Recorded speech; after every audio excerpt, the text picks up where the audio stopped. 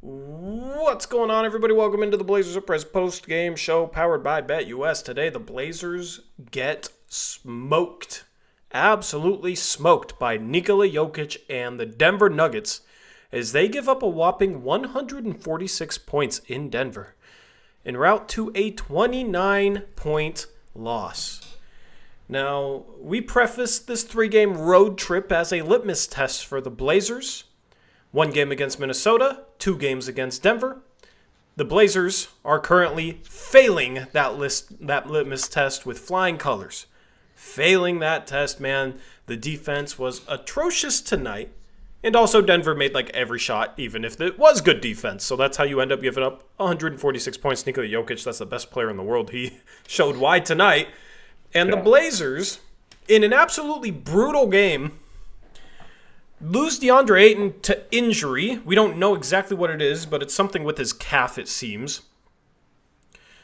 So we'll see what his status is. Maybe we'll get an update tonight. Maybe we'll get an update by the next post-game show. But he ends up getting hurt. So Donovan Clingan plays extended minutes with Robert Williams already out, and he gets a career-high 21 points.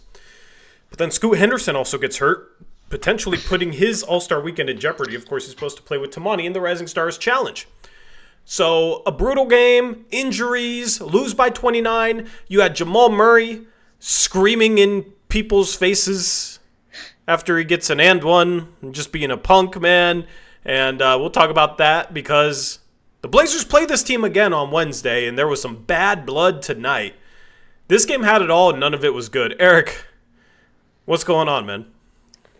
What's up, man? Yeah, back to not fun watching the Blazers play basketball again. Yep. I mean, this team is crashing back down to earth, man. You know, it's pretty disheartening to see them look exactly like they looked before that good 11-game stretch. But at the end of the day, they've played 54 games this season. One good 11-game stretch, that's a small sample size. That is 20% of the season. Unfortunately, tonight, they look like the team that they've looked like for the majority of this season. And it's the same thing with the last game as well against Minnesota. They've looked like the Blazers again, man, which is very, saddening. Here's the difference, though, Tori. And it already started with Chauncey Billups' post-game press conference. They have the injury excuse again. Oh, Tori, they were playing so well until these guys went down. And, so now that's going to be right before these guys got injured. We won 10 out of 11, and then we just had injuries derail our season. That's going to be the theme if these guys are out for an extended time. Because Chauncey Billups actually said in his post-game press conference that he thought the team played really well tonight, and that there's just not much you can do when you have two guys go out with injury. Just forget the fact that they both went out in the second half when we were already down like 20, but they're already using that as an excuse, which I freaking hate, dude. He said they played very well. Is that a direct quote? He said he thought we played well tonight. Yep, and that it was just, they played against Denver and they're really good, and basically the equivalent of they just made shots. But then he said it was tough when you lost 2 players during the game and there's not much you could do. He said they played well. Yeah. That's one of the most ridiculously out of touch things I've ever heard from a head coach in the history of sports. He kept saying, like, oh, yeah, we kept fighting and we were, like, right there in it. We did cut it to, like, 8 a couple times, I think. But, like, yeah. The defense was let me just say, the defense was absolutely atrocious tonight. They did have good defensive possessions where they made shots, but there were so many wide open threes. This team was terrible in transition defense. I mean, how many times was Denver taking the ball out of the net and basically just kind of like jogging the ball up the floor and just had a cutter wide open underneath the rim with easy positioning for a layup? How many times did that happen? It happened many times. This defense was atrocious tonight, and for the head coach of this team to come out here in the post-game press conference and say that he thinks his team played well is absolutely ludicrous. It's absolutely ludicrous, and it kind of pisses me off, man. There was a lot that went wrong in this game. But you cannot sit here and say you think the Blazers played well in this game. They did not play well at all. They made some shots. Some guys made some plays. You were able to put 117 on the board. If you wanted to say the offense played well, okay, fine. Maybe I'd understand your point. You put up 117. This team doesn't normally score that much. But for the defense, which had been best in the NBA over that 11-game stretch, on one hand, to basically, blame what's going on for, we lost a couple guys due to injuries, we were playing so well. They missed Jeremy Grant for a couple games in that 11-game stretch, and it didn't matter, right? And what do we always talk about? When you build an identity, you don't have to rely upon having your whole team healthy in order to play good basketball. And Jeremy Grant, statistically during that 11-game stretch, the team is much worse with him on the floor. So you were missing him in what? You were missing Rob Will, who like half of the games in that stretch you didn't play anyway because you're balancing his minutes with Klingen's on a night-in, night-out basis. So who were you missing going into this game? The defense was atrocious, and then you lose Ayton, but man, you already were basically lost. Like, Ayton could not slow down Jokic. This team was already down double digits when you lost them. Like, they were able to kind of stay within shouting distance, and shouting distance being like, hang around 10 to 12 points down in this game.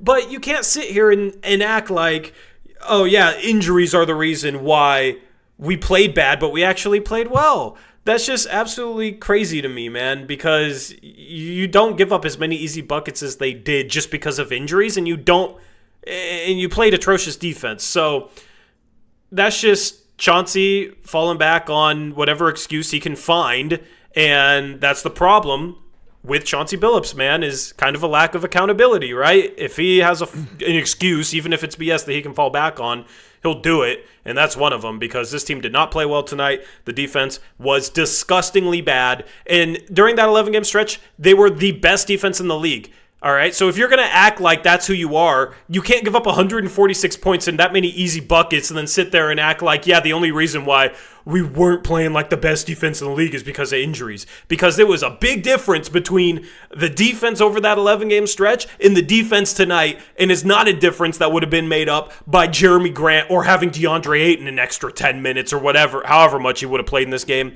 would not have made up the difference between best defense in the league to looking like the absolute worst defense in the league tonight. Yeah, but I mean, does that surprise you that that's going to be the narrative moving forward? It's always narratives with this organization. That's the problem with Chauncey. That's the problem with Cronin. That's the problem with ownership, right? It's always trying to push a narrative, and that's the narrative is, yeah, well, we gave up 146 because we didn't have Jeremy Grant tonight. As if Jamal Murray doesn't cook Jeremy Grant every time Jeremy Grant gets put on Jamal Murray. Chauncey always puts him on Jamal Murray. How many times have we seen Jamal Murray just play with his food with Jeremy Grant guarding him? I mean, you can just look back to a couple years ago with Jamal Murray hitting a game winner over him. So I just, screw the excuses, man. If you want to preach accountability, right, you're not starting Sharp because he has to be better defensively. Okay, I respect that, right? I respected that. I respect that a lot more than sitting here after this type of game and acting like you played well, because I don't understand how you give up that many easy shots and sit here priding yourself as a team that has been playing some of the best defense in the league and sit here and say that. Yeah, I mean, the defense was atrocious. It was really bad. And before they put in their scrubs and missed a few shots, they were shooting over 70% in the fourth quarter of this game. Like 70% from the field, Tori. Yeah. That's 7 out of 10 shots went in. And I know they hit some ridiculous shots in this game. But overall, I mean, it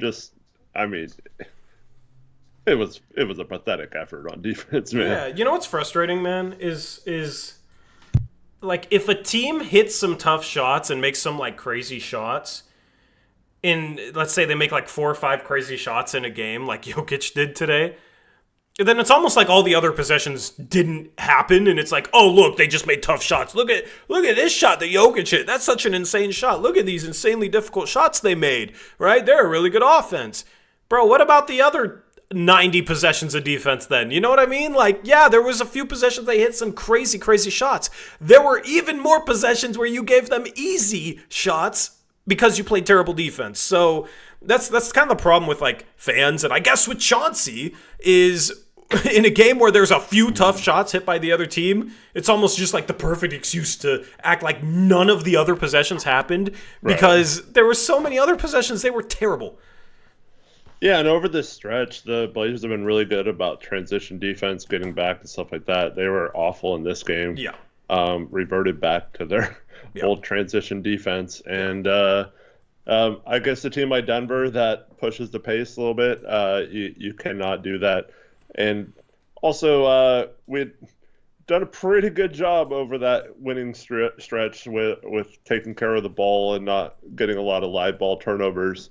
And it's gotten back to, like, I don't know, we start off this game just slop after slop, just turning the ball over, dribbling right off a leg or throwing a bad pass or whatever. It's like, I don't know. It's just like we get in these stretches where we just forget how to play basketball normally. And I find it hard to believe. It's just like, I don't know, like, I'm hoping that this is just a bad game. It's just a couple matchups against good teams, even though last game Minnesota was missing a bunch of players. But, like, it's really hard to think that maybe it was just a lucky stretch. I mean, factually, it was 20% of the season. Okay, it might have been like 21% because it was 11 out of 54 games, okay? So a little more than 20% of the season. If we're going to talk about where this team is at, yeah, they improved during that stretch. The last two games, it looks like they haven't improved all season, okay? And that's why I was really looking forward to these games because I thought it would test whether this team truly, truly improved in a sustainable way or if it was maybe just, you had a good 11-game stretch. You only played 3 road games. One of the road games was against Charlotte. Another one of the road games was against Orlando, who's just a terrible offense. Okay. And then you had 8 home games, and one was a dysfunctional Miami team. Jimmy Butler's last game in Miami, and without Hero. Yeah, dysfunctional Miami team. Those were your 3 road games during that 11-game stretch, okay? They played 8 games at home. A 7-game homestand. This is not to discount the basketball that they actually played on that homestand. They did play legitimately good basketball on that homestand, but they did catch many teams on the second night of a back-to-back. And the Blazers looked more energetic at home, rest advantage in a lot of games, and then they come out and just out-hustle teams and play some solid defense, move the ball, push the pace, and win some basketball games, right? So, like, okay, good, they played good basketball, but was it sustainable? Because they had some things in their favor there, right? Now, we're talking about a team that, like, even if everything was in their favor in the past couple of years, like, they wouldn't come close to winning 10 out of 11 games, right? So it's definitely that they played better basketball during that stretch. But was it sustainable? Was it sustainable? Is it something that they could sustain where they go on the road and play good teams and look improved on the road in those situations? And I said, even if they have, like, good losses here and there in these final 3 games, right? It's not good for those of you who are hoping for the play-in because the Blazers have to win these types of games to make the play-in. This is why I didn't really think they had a realistic shot at all at a play-in when everybody was talking about how there was a legitimate possibility. They got to win games like this, and they're not particularly close right now. But at the end of the day, it was like, all right, can they prove that improvement was something that they can sustain? And they play a very shorthanded Minnesota team, lose by 16, and then they lose by 29 tonight and give up 146 points.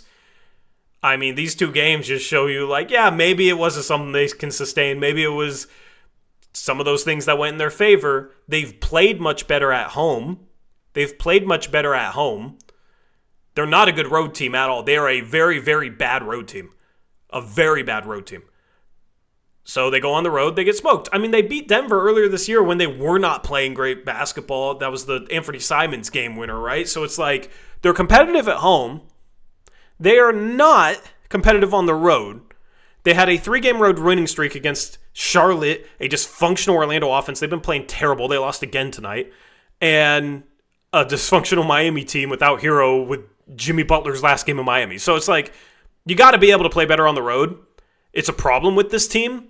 Now, this is a tough place to play. It's Denver. It's altitude. I get it. Mm-hmm. But you got to find a way to show up on the road and play some defense on the road, because I think that's the biggest difference. I don't know what the stats say, home and road defensive splits or whatever, but it just feels like at home they play defense with all this energy, and then they get on the road and it just does not have the same spark. They don't rotate as fast. They don't defend as well in transition. The defense looks vastly different outside Moda Center. So in terms of building towards that defensive identity that this team wants to achieve, you got to be able to bring that defense on the road. You got to be able, no matter who you have in the lineup, to play some scrappy defense. If you need Jeremy Grant in the lineup to play good defense and not let Denver score 146 points, then you're probably not good defensively at all.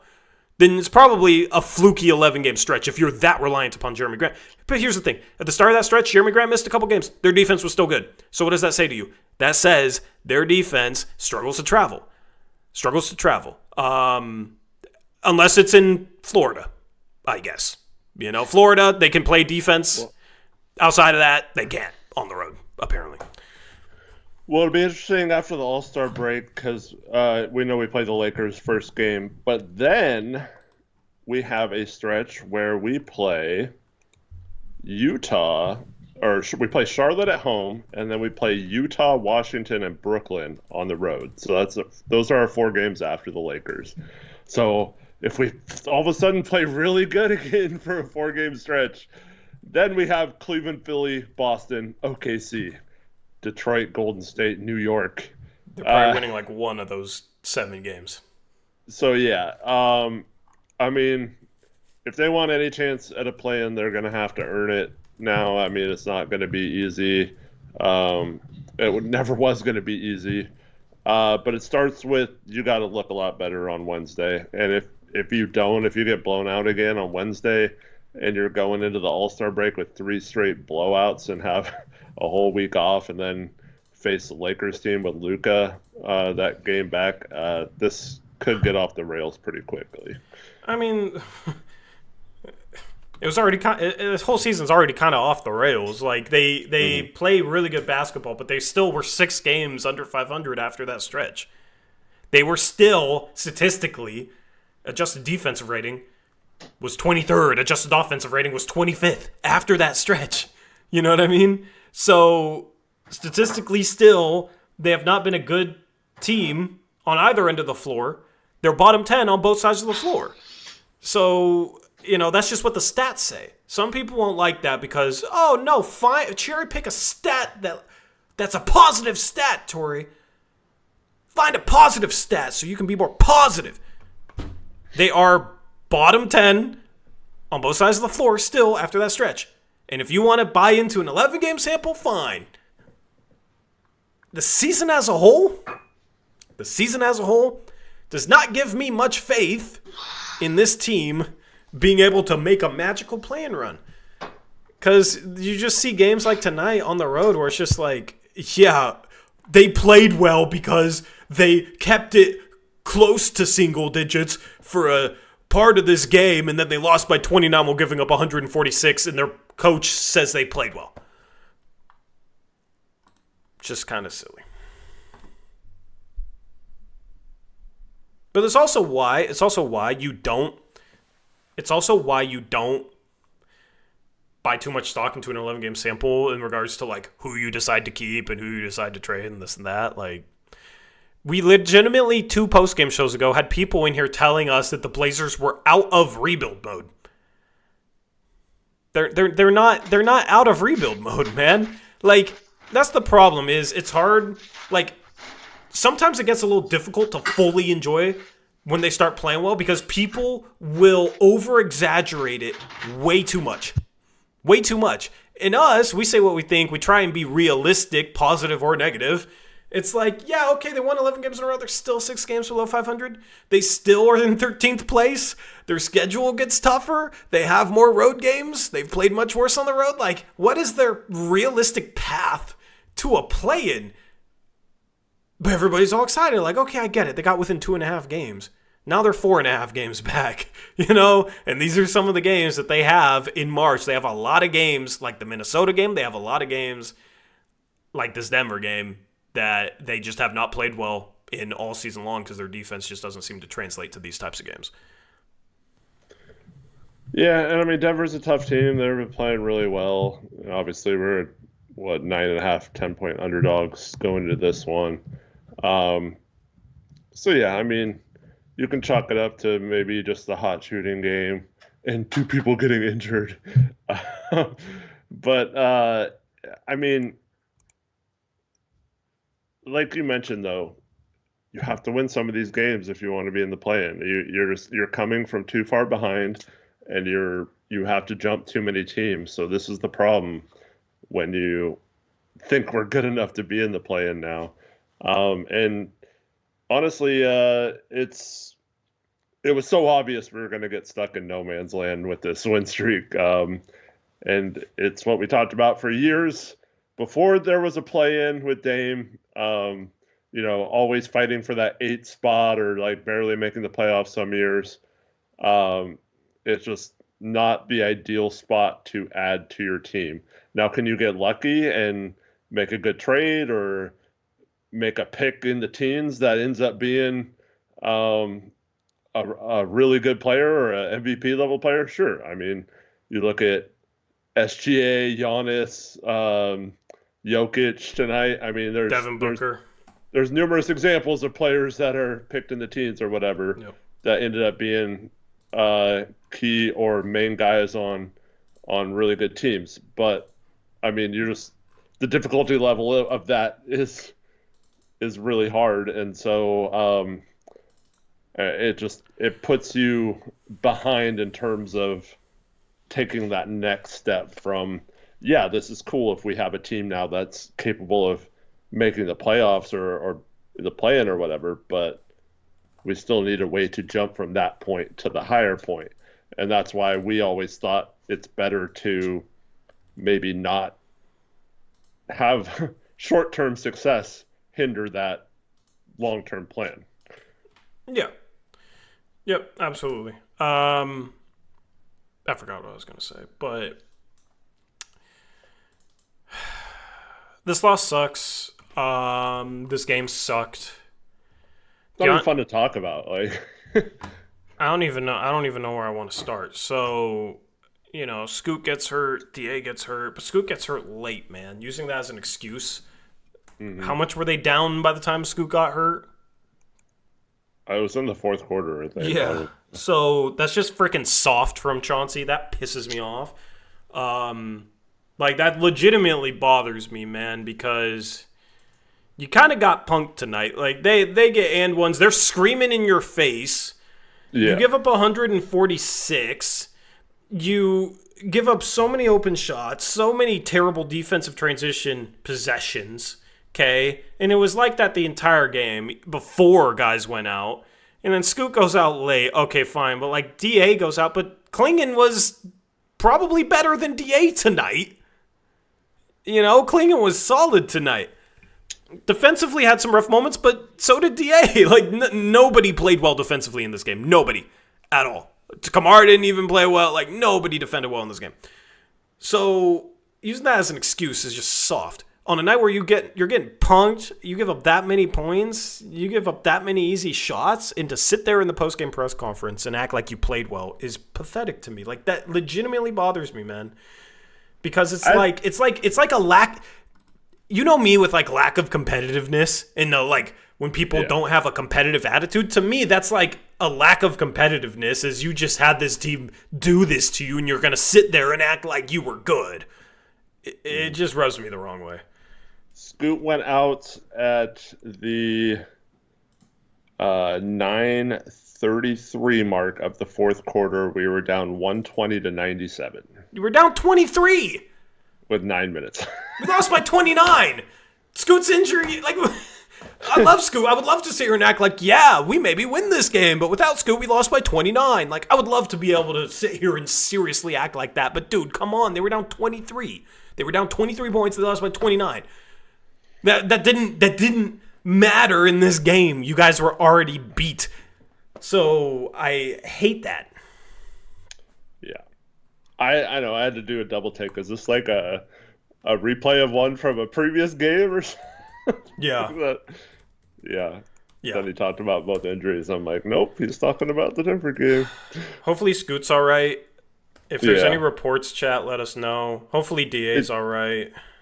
so Scoot looked like he just twisted an ankle or came Yeah, on down the on foot or replay, something. Yeah. it looked. I don't know. I didn't really see his ankle twist, which made me Yeah. worry about like, okay, is it something with his foot, which Yeah, is more hopefully scary. not. Yeah. And then DA just came up non-contact holding the back of his leg/knee and then didn't make it down the court. The Blazers then brought the ball up the court, called a timeout, and he kind of stumbled over to the bench, was with the trainer pointing to his calf, um, and then had to be helped back to the locker room. Um, so yeah, the team announced it as a calf injury. I don't know. It looked It it looked potentially serious though. yeah Non-contact, he can't put weight on it. Like that's yeah. scary. Although it did not look like a torn Achilles to me, because otherwise, like he would have gone down probably if that happened. And then also he was holding too high up in his leg, Yeah. so maybe he tore his calf or strained it or something. Probably a strain. But. Yeah. The way he was holding the back of his knee when it first happened, I thought maybe a PCL. Or that's also the reaction sometimes to meniscus tears, but I don't know. Hopefully it's not serious, but Yeah, it was kind of weird. So yeah, like we haven't had bad luck with injury this year, man. But no, I mean we had the finger contusion though, Tori, yeah, the finger contusion. and the face contusion. That Yeah, I mean, outside of the weird stuff, it feels like we've had one of our generally more healthy seasons compared to other seasons that the Blazers have had. Hopefully that didn't just all come to an end tonight. Like, I've been happy that we haven't really had to talk about injuries so far this year. I don't want to have to start talking about injuries, at least serious injuries, right? Of course, they'll probably tank with the way they're playing right now, but like okay, I'm not saying I want anyone hurt, so please don't confuse this anyone or like misinterpret it. But like I don't know, like if DA misses the rest of the season, it's not like, oh God, we're screwed, right? Like at least then Klingon gets a chance to play major minutes, maybe gets his legs under him. I'd say it this way. I'd say it this way. There's nobody that can miss the rest of the season where it's like, oh goodness, we're screwed. Like the team's bad. Right. You don't want like obviously you don't want Sharp or Scoot to be out for the rest of the year just because you want that development. I'd say the same thing with Klingon. Yeah. You want him to be healthy to be on the court and get these minutes, especially if Aiton's down. But yeah, so like outside of that, I don't think we'd really be like missing them. But I don't want to hear the frickin' we were going to make the play in, but DeAndre Ayton got hurt 2 games after our 11-game stretch, and then the season just fell apart from there. But we were so close. Like if we would have just stayed healthy, we would have made it. You know, I just don't want to hear that crap. You know, but this is giving all the people who hate us like that Cronin excuse. Who cares now, about right? them? Who cares about them? I'm just I saying, don't even want to talk about these people. I know. I don't even want to talk about these people anymore. The people that screw them. Like Right. End of the day. This could be a good opportunity for Klingon if Ayton misses some time. Okay? Yeah. We don't want Klingon to get this opportunity by Ayton getting injured. Okay? We'd rather he get this opportunity naturally. But if he's out for an extended period of time, it's a good opportunity for Klingon. And he had more opportunity tonight and already came through. He had 21 points as career high. Okay? Ayton... we'll just have to wait and see, but like there's no reason to rush him back, especially if it's a calf strain or something. You don't play around with that because that can result in an Achilles tear, which can derail guys' careers. I mean, just look at what happened to Rodney Hood. So with Ayton, like, all right, man, you know, the All-Star break is here. Hopefully it's nothing serious. I do think Ayton, at least the second part of that 11-game stretch, was a huge catalyst in winning some of those games. So I do think on a night-in, night-out basis, is this team worse without Ayton? Yeah, probably if you were getting engaged DeAndre Ayton. But then the last couple of games, like he wasn't particularly impactful at all. So you were getting smoked anyway. So it's always going to be like the what if everybody stayed healthy, what if this, what if that. But I mean, this team,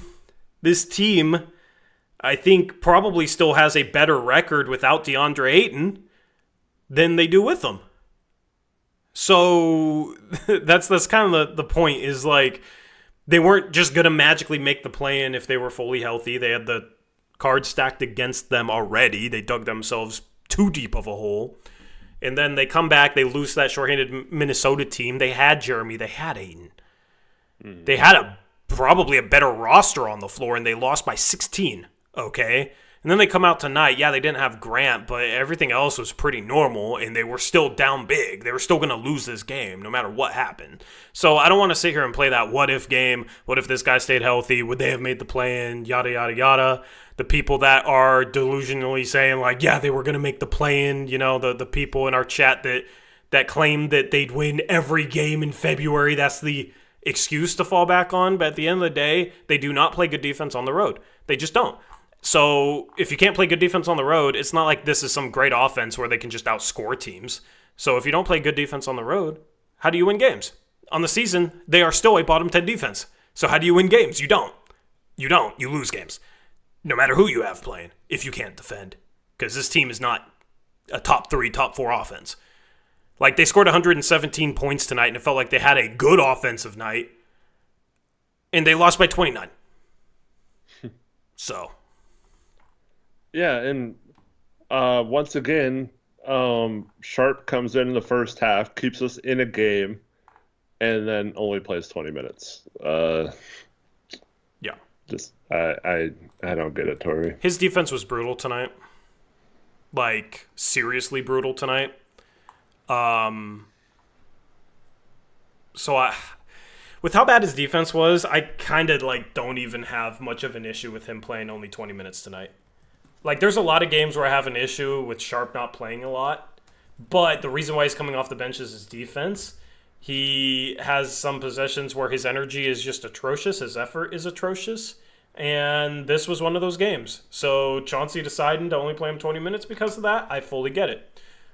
But, then say, all right, yeah, we had some guys that just did not show up defensively tonight. Their effort wasn't good enough tonight. Don't sit here and say, we played well, man.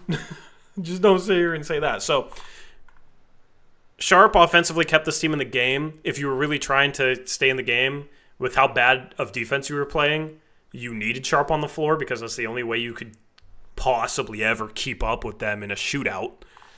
And you didn't play him, and the defense didn't get any better with him off the floor, so the defense sucked in general. Everybody sucked in defensively in general. So I kind of get it where it's like, all right, if your defense is going to be that bad and nobody's going to play good defense, you should play your guy that's actually getting you buckets. But at the same time, Sharp had some possessions tonight that I think were really bad defensively. So if 20 minutes was just Chauncey's way of sending him a message, I get it. But pretty much everyone did, so it's hard to hold one person accountable and not everyone. Yeah, but you have to play. You have to play someone. You have Yeah. to play someone. And the point with Sharp is like trying to send him a message because he's 21 and you're hoping to mold him into a good defender. Whereas other guys is like, the thing is you had good defenders play some bad defense today. You know what I mean? So it's like you're not really going to hold those guys accountable. The effort, I think, on some possessions maybe wasn't what was lacking. It was just like execution, position, like getting confused, like a lot of mental mistakes. With Sharp, there was multiple possessions where it just felt like lapses of effort. And that is what is most inexcusable. Yeah, and if you fall apart discipline-wise against a team like Denver, you're done for. Like that's a team you have to play a smart defensive game off ball. Like your off ball defense has to be engaged. You have to be aware of cutters. You have to be aware when your man's cutting. You have to be aware when they're setting something up for Aaron Gordon or Christian Brown or whatever going to the hoop. And then you can't get way too many times we get our guards switched on to Jokic or someone else, Aaron Gordon or whatever in the paint. And it can't happen. And it did way too many times in this game. Yeah.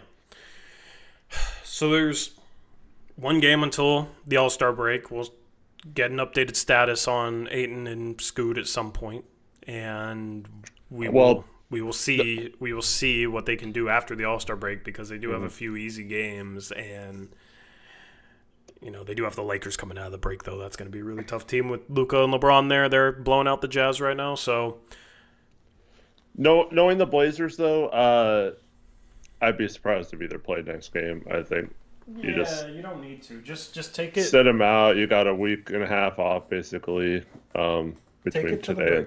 Take it to the break. You can still get top 7 odds, maybe top 6 if you're lucky, right? Like if the injuries are more serious and this team is not going to sustain the basketball they were playing over that good stretch, then you're going to look at a team that's probably tanking at the end of the year, right? Cronin said he's not going to take away a play-in opportunity from these guys.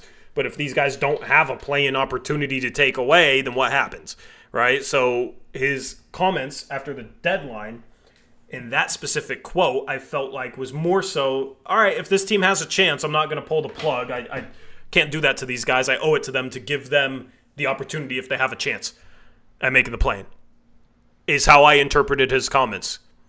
This could quickly become they don't have a chance. And I do think mid-March we're going to be talking about a team that has no chance of the play-in. I mean, I already kind of view things that way, but mathematically, yes, they're still just close enough that it's not impossible, right? But at some point, it's most likely going to become impossible, and then you start looking at tanking the rest of the year.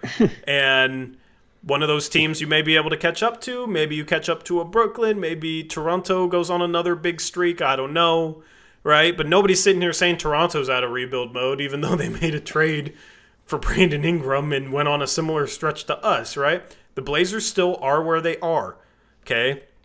They are 23-31. They are bottom 10 on both sides of the floor on the season. Those are facts, okay? That is where they are. That is the full sample of the season. That is a bigger sample than 11 games. Those are all facts. So how you want to interpret those facts in terms of what should come next? All right, sure, fine. We can have that conversation. But at the end of the day, this team still is 8 games below 500. The play-in dreams are just that, they're dreams. And I wish we were able to talk about a play-in, because the channel does much better when this team does better. Trust me. I wish I could sit here and tell you guys. This team has a legitimate chance at a play-in and sell that hope, but I'm not going to sell false hope. I'm not going to sell false hope, even though I could probably spin it into ways that would help this channel do better. I could make clickbaity videos that could maybe catch the algorithm, talking about how this team is different and warning the entire NBA because they're so good and this and that, like you see across NBA YouTube. But it's not real. It's not real. So it's not real to me. So I'm not going to do that. I'm not going to sell false hope. I'm not going to sit here and be positive just to try and please people that will always find something to complain about with the show. I'm just going to say where they're at. Yeah. Well, who knew when Joe said it would be unfair to this team to take that away from them, the play-in run, that would mean he'd only have to let them play for 3 games. And yeah. All hopes would be dashed. I mean, listen, there's things, a lot of people want Chauncey fired, even the people that were dreaming of a play-in run. If this team completely falls off a cliff again, I mean, how do you keep Chauncey, right? You had a good 11-game stretch. You made this progress. I mean, yeah, well, they can always find a way to do something stupid, but at the end they've justified that the last couple of years. They blamed it on injuries and him not having a chance. Yeah, but I mean, you're going to be 23-31. You would have the same record without injuries. Here's the thing, injuries is the last excuse this team can fall back on. They purposefully, it seemed like, sat DeAndre Ayton out for a longer period of time earlier in the season. They sat him out for, 7-8 games due to a finger contusion? A finger contusion. A finger bruise. If you were that serious about trying to figure out what this team could be without injuries, you wouldn't sit DeAndre Ayton out for that long with a finger bruise. So, there's no excuse, you are what you are. It's not like you've had worse injury luck up until this point than pretty much your average NBA team. So there is no excuse, man. Losing DeAndre Ayton for the season, guess what? You're equipped. If he's out for the season, you're equipped to replace him. You have Klingon, you have Robert Williams, you have two other centers. Yeah, hopefully Rob will, whatever. But you're equipped for it. So regardless, end of the day, this team played really bad basketball tonight. It's disheartening, given that I was hoping that 11-game stretch was some improvement they could sustain, and then these last 2 games, it looks like they have sustained none of it. I do like that this team is making more of an effort to try not to get down on themselves when things start going bad. Like, Tamani, they were talking about on the broadcast, like the body language changed. Guys were kind of like down, and Tamani was yelling at the team and that sort of stuff. Mm-hmm. Like, all right, Tamani can be a leader, right? That's why Tamani's part of the core, because he's that type of guy, right? Like, he just wants to go after it. Doesn't matter if he's up 20, down 20. He just wants to get after it. Now, the way he gets after it seems to annoy some opponents, Eric. Mm-hmm. Because you had a specific Denver Nugget that was basically, in my opinion, because I noticed this earlier in the game. I don't know if anybody in chat did. But there was a certain Denver Nugget that was in his feelings seemingly all game because Tamani was playing hard defense on him. Clean defense. Perfectly clean defense. And there was a Nugget that got in his feelings about it, and that Nugget got ejected because of that. Did you hear why, possibly? No. They talked about this during the game. So Jason Quick had an article about where he interviewed a bunch of players around the league about Tamani playing defense on them. And Jamal Murray was like kind of insulted by someone asking him about some other player's team playing defense on him. Like, I'm not going to answer that as a competitor type attitude. So he refused to like participate or like praise Tamani, which is fine. Yeah. But like, so he was going at Tamani like, I'm going to like, how dare they write an article about you? I'm going to cook you or whatever. And then, so that he was trying to like prove a point to Tamani. Okay, but go try and prove that point on the floor then. There is no reason to scream in a guy's face. In the old NBA, that gets you punched in the face. Okay? Like, pickup basketball, that might get you punched in the face if you go up to someone screaming in their face and one, or whatever the hell he was yelling, okay? Tamani didn't disrespect you, okay? There's no reason you need to go out there. You can go and cook them. Like, fine, use that as motivation. I respect that as a competitor, right? Like, oh, this dude's getting a lot of praise. He leads the league in charges, right? His own beat reporter, whatever, Jason Quick, is asking me about his defense. Like, I want to go prove a point, and I want to go drop whatever on him, 25 or whatever. 100% valid. I actually respect that mindset, going at a dude that's starting to build a reputation and wanting to score on him, right? Wanting to prove that that reputation is talk or whatever. Like, that stuff is very valid, and that stuff you should use as fuel if you're an athlete, okay?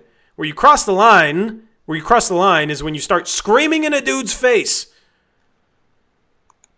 He was jawing earlier in the game, whatever. They're gonna jaw. You don't scream in a dude's face, okay? That's just disrespectful, man, and that's just pathetic to me. I was really proud of Banton for talking back to him. That's the side of Banton I haven't seen. Jay Ritz says, "Really, don't scream. That's weak as hell." Understand the difference between yelling and one and stepping up to someone, flexing, getting within about a foot of their face and screaming, looking them in the face. Please learn the difference between those two things. Have you, like, brother, there's a big difference. There's a big difference. So was it Luka, like, that told the player to... Was it Luka and Booker? When he's like, oh, yeah, you talk when you're winning, but not when you're losing or something like that? Yeah. I forget who that was. I think it was Luca. He also said something to someone on the Pacers, I think, about um, someone like talk shit at the end of the game to him, and Yeah. like, yeah. So Yeah. it's like I don't know, like they were up by like 20 something at that point. Like, do you really have to? Is it real? Are you really that cool scoring? Like, it was an awesome shot, but like, Yeah. yeah, No, it's the way he did it was pathetic, okay? And if you think there's nothing wrong with it, okay, then there's nothing wrong with setting a very hard screen next game. That's all I'm going to say. Because that's a basketball play, right? That's all I'm going to say. Like, teams, like, I want this team, when they're getting disrespected, when they're getting punked, to have an edge to them. If you're going to be a scrappy team, if you're going to be the team that doesn't take BS, right? If you want to build that as your identity, which the Blazers supposedly do, you don't just take that disrespect lying down. Okay? yeah, Like, you don't just take it lying down. You do something about it. Okay? And you're going to give props to Delano. I'll let you give props to Delano. But you do something about it, okay? And you play this team next game, right? So, you know, you don't go out there, you don't try and hurt anyone, you don't try and do that, but you play more physical. You set hard screens. Like, you're not gonna do that to us. You're not gonna disrespect us, and then we're just gonna take it lying down. No, we're gonna battle back, and you can battle back through the game of basketball without it being dirty, without it being extracurricular, right? But like, no, we're not gonna take that, man. We're going to be in your grill defensively all freaking night next game. We're going to hound you. If you might have an easy bucket, we're fouling you. And we're not letting you score. And we're fouling you where you know we're fouling you. Not a flagrant, but it's not going to be no soft foul either. That's how you deal with that sort of stuff. Okay? And that's how they should respond to that sort of stuff. And then you wanted to praise Delano because Delano did the right thing. yeah. I was surprised that Delano was the one that the only one like still talking to him. Yeah. So I don't have a problem, like in the sense of, oh, you can't scream in someone's face, but at the same time, I think it's like it's kind of douchey the way he did it. Like if you yell and maybe look at someone, that's one thing. If you yell, flex, step into someone's face and basically follow them like the way Jamal Murray did, like yeah, it was so extra for no reason. He was in his feelings. Like that stuff is pathetic. So send a message. But go ahead. congrats, you beat the 23 and whatever Blazers. Like, Yelling in someone's face isn't dirty. Listen, I'm yeah. not saying it's dirty. I'm saying it's disrespectful. And if somebody does that to you, they're punking you. And you can respond one of two ways. You can sit there and take it lying down and let them punk you and disrespect you and do nothing about it, or you do something about it. What that something is, there's different ways to do something about it. But you either sit there and take it or you do something about it. Just that simple.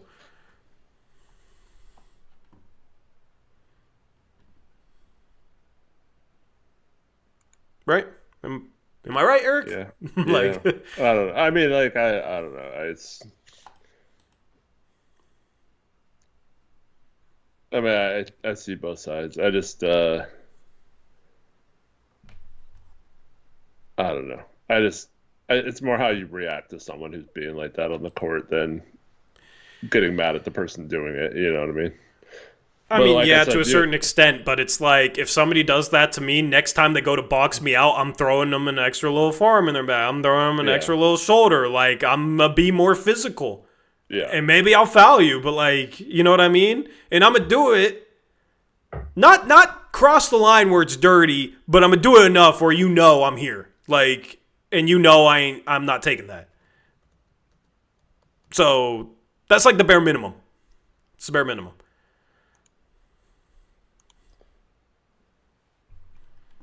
Listen, in the old NBA, somebody does that, what Jamal Murray does. The next time he drives down the lane, he's getting thrown to the ground with an elbow to his face.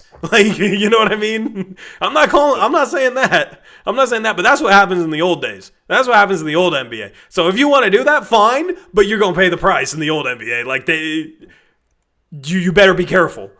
Now it's like guys could do that and completely get away with it, and it's just different nowadays. I sound like an old head. It's crazy. Yeah. I think the best thing would be to beat him next game and then talk. Oh, yeah, absolutely. But, like, the whole game. Yeah.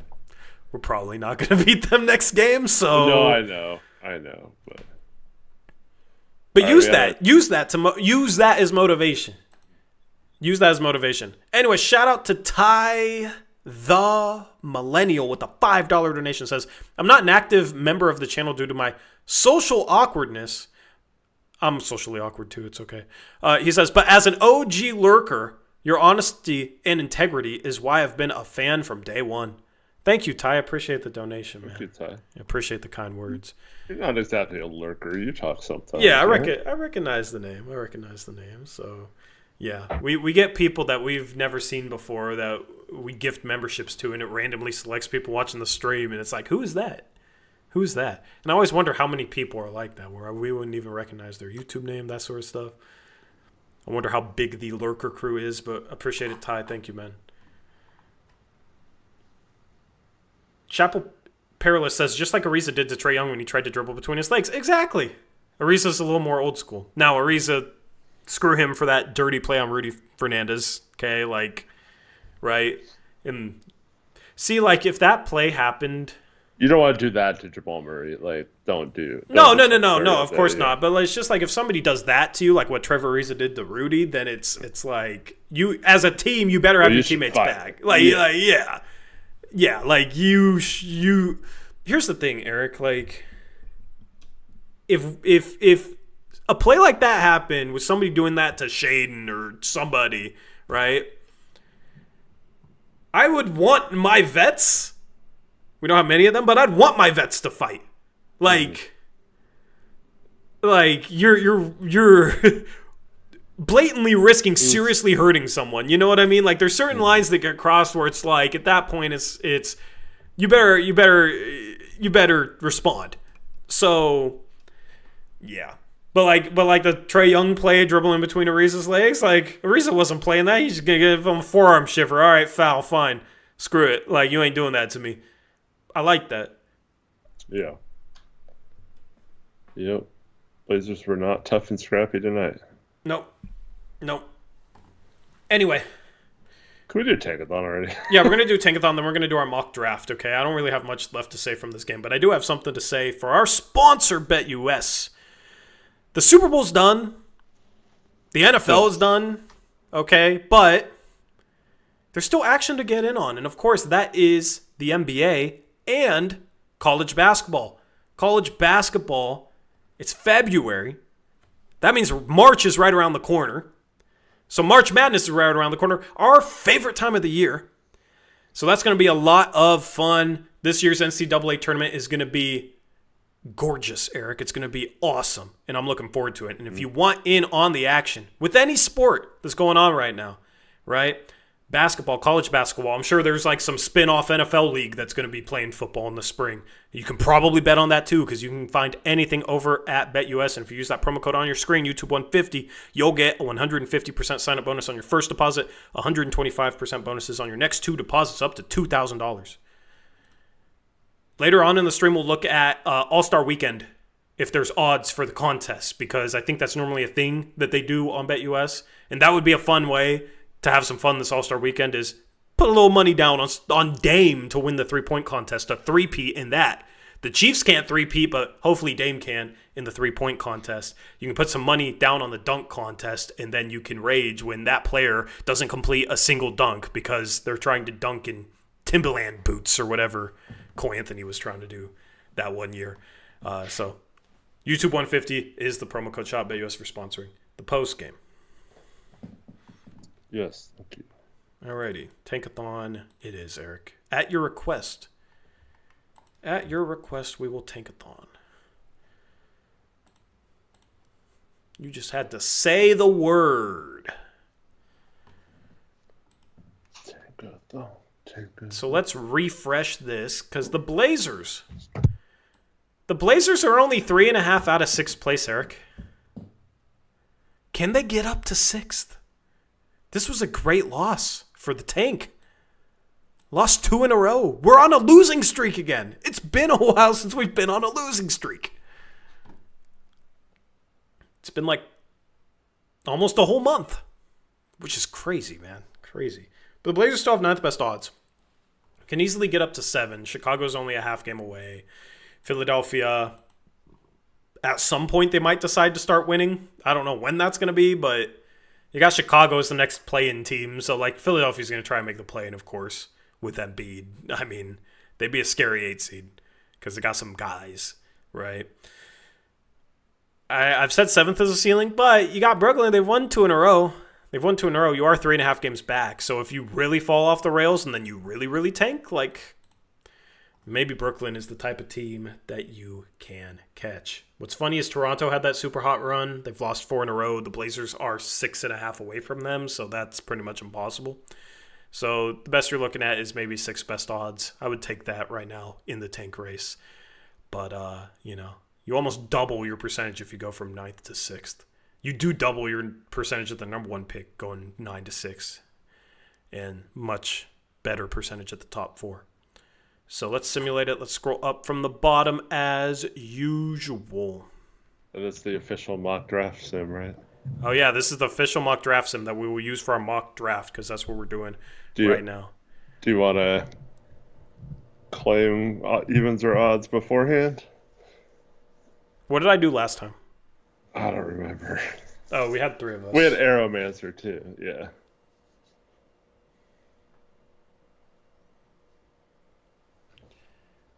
Do you want odds? I don't care. Sure. All right, I'll take evens. All right. 14, Miami via Golden State. 13, Atlanta via Sacramento. 12 is Houston via Phoenix. 11 is Orlando. Look at Orlando, man. They've fallen so far that they are now in the lottery. At 10 is San Antonio. At 9 is your Portland Trail Blazers. So you get the Blazers, Eric. Their pick at 9. Already know I'm going to hate it. Just kidding. At 8 is OKC moving down 1 spot, so Chicago's top 4. At 7 is Toronto moving down 2 spots, so Brooklyn's top 4. At 6 is New Orleans moving down 4 spots, so we got Brooklyn, Chicago, Utah, and Charlotte. So at 5 is Washington. At 4 is Chicago moving up 4 spots. At 3 is Brooklyn moving up 3 spots. At 2 is Utah moving up a spot, which means the number 1 overall pick goes to the Charlotte Hornets. Charlotte captures the flag unless Eric takes someone else. Dun, dun, dun. Is that foreshadowing? Dun, dun, dun. All right. So we'll go back to this. We'll set up the sim. Maybe if you have the stream on your computer, pause the stream on the Tankathon thing and plug in the picks, Eric. Yeah, I did. Yep. That is the move because I'm going to plug them in right now.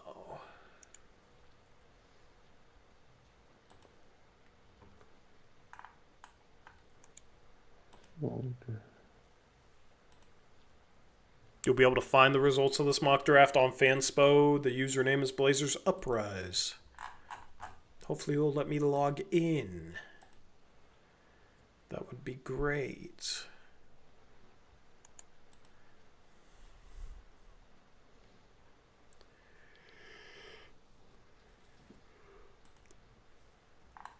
Man, it is not letting me log in, man.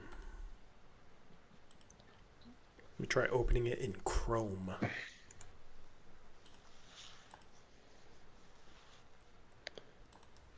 Alright, 3 counts.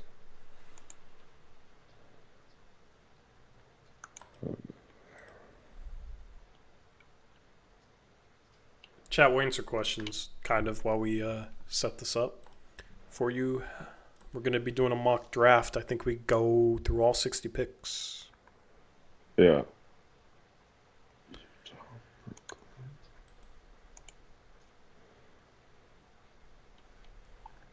Or I think it's like 59 because of tampering. We love tampering.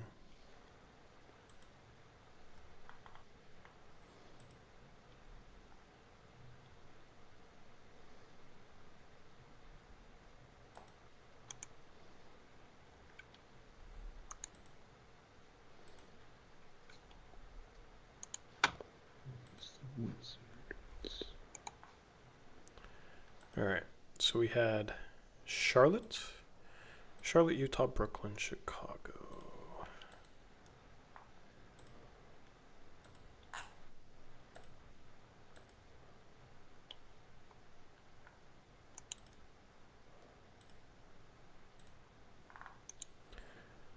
Followed by Washington, New Orleans, Toronto.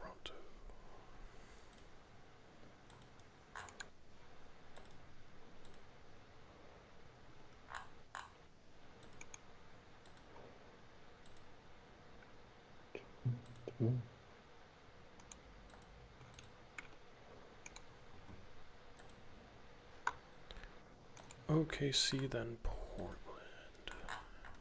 All right. What if we ask the vets to take a dive? Isn't it a bit convenient? Both Grant and Ayton are both hurt now. Who's next? Simons. I mean, Ayton legitimately got hurt, so I don't know what the deal was with Grant, but Ayton legitimately got hurt. Like, he ain't faking that. So Solano Band, a good buyout candidate. I feel like the Suns could use him. I don't see why the Blazers would buy him out.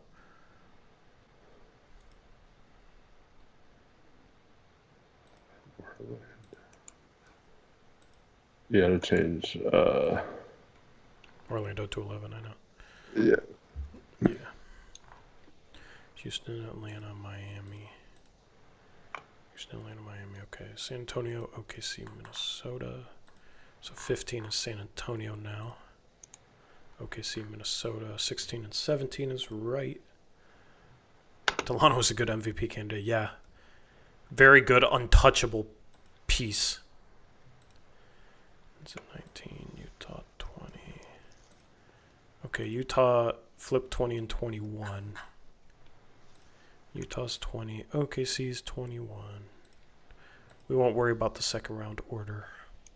Indiana, Atlanta, Brooklyn, Orlando, Brooklyn, Washington, Boston, Phoenix, Clippers. All right, after flipping 20 and 21, you're good to go. Okay. All right. That was the only one after 15. I believe so, yeah.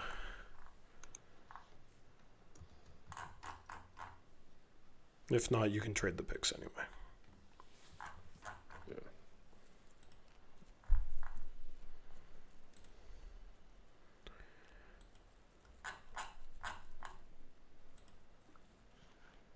All right, so I will toss this up on the screen.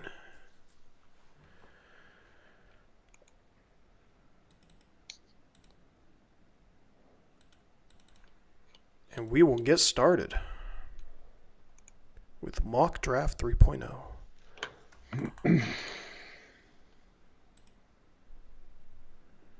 If it'll let me put it on the screen.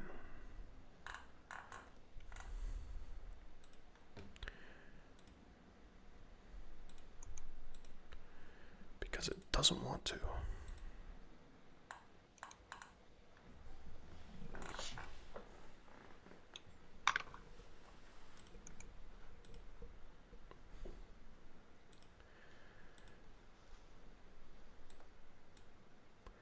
Man, this drives me crazy. All right, sorry. I got to figure it out. All right. What's up, Nate J. Dub, man? How you doing? Did you use the Soko's stat line tonight? For the remix? Yeah. No. Well, he had 15 points and hit his first 5 shots in like 9 minutes. Yeah. Finished with 22 points, 7 assists, 5 rebounds, 4 steals. Nice. 5 for 5 from 3. 5 for 5 from 3 because he's not known as a shooter. Yeah. So that's good. And then Nate J. Dub says they had a crazy windmill dunk, too. Nice. We like that. We like to see that. All right. We're good to go. We are good to go. All right. Your first overall pick. I mean, let's just take The Cooper Charlotte Flag. Hornets select Cooper Flag. Okay. So number 2 is Utah. I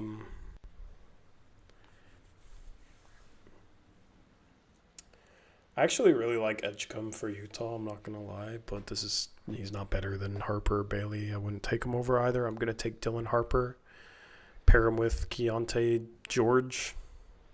If they don't fit, you move Keontae George. It's that simple. So, best player on the board, Dylan Harper, gives them their star of the future, which they desperately need in Utah. Yeah, so 3, Brooklyn. I think got to take Ace Bailey. He's playing nearby at Rutgers. I just think they need to trade Cam Johnson, but should be eventually a better Cam Johnson. And so I'm just taking Ace Bailey. Nice. All right. At 4. I mean, who are your long-term pieces here for Chicago? Like, Lonzo, no. Vucevic, no. Patrick Williams, mid. Herter, no. Collins, no. Like, you got Kobe White. You don't base who you draft because you have Kobe White, though.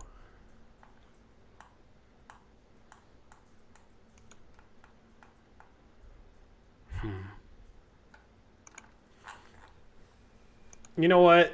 Chicago, it's Illinois. Yakuchonis goes to Illinois.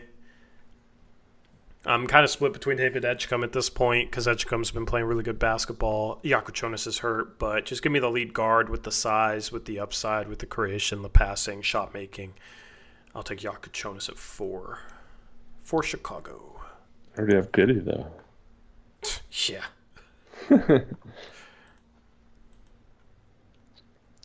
Washington, I think this is pretty easy. You take Edgecombe, his defense alongside Koulibaly, and then you got some pretty solid defenders as well. I think they're building a really nice team, so I'm taking Edgecombe. All right, now here's where the draft gets hard.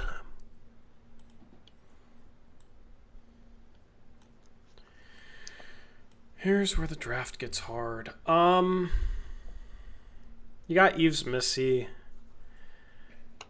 He's their future starting center.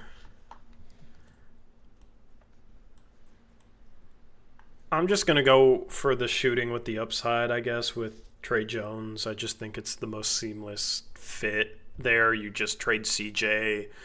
DeJounte Murray's hurt, right? So you kind of have a need for guards all of a sudden. So give me Trey Johnson at 6. All right.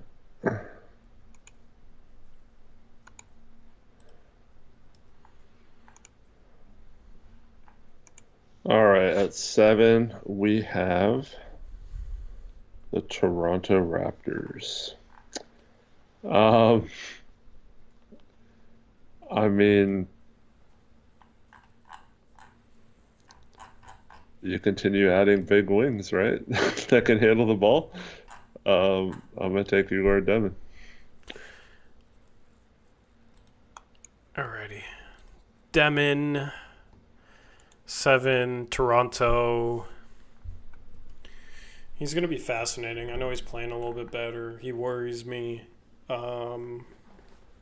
But I do like that he's been playing better against tough competition. He'll be a guy, like, if BYU makes to March Madness right now, they're projected 11 seed. He'll be a guy to watch, you know. If he disappears, that's a little worrisome. But, like, if he can lead that team to an NCAA tournament run, can really potentially lock in his stock as a top 10 pick. So you're going Demon. All right, at 8, we got OKC. They can swing for upside. The one thing long term they kind of need would be a big man. Chet can play the 4 or the 5. And I actually love Chet's fit next to this player. I'm going to go Derek Queen for them. Potential 4-5 duo, long-term replacement for Hartenstein. Maybe you have to move off his money at some point because their payroll is going to get really bloated. Queen has a ton of upside. The Thunder traded the pick that was Alperen Şengün to the Rockets. They're not going to make that mistake again. Queen has, I think, some similarities, some differences, but can pass. Very crafty finisher, shooting potential, all that stuff. So I'll go with him for OKC. And now you got Portland at 9, Eric. Yeah, I think this is a pretty easy pick for me. I'm taking Asian Newell. If their pick's any higher, you have to think about it. But if he falls to 9, I think it's safe range. Yeah. And,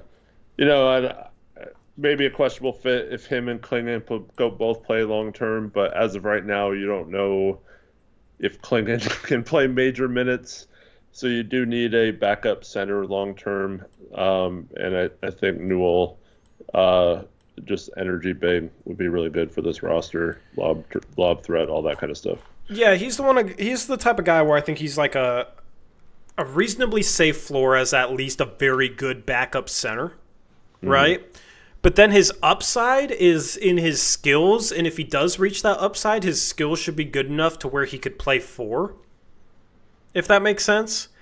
So I actually view him as like a guy at a position of need, which like long-term backup center I think is going to be a position of need, or maybe starting center if Klingon doesn't pan out. So you kind of shore that up and you're hedging on your bets. But then also if both guys pan out, there's a path to playing them both together.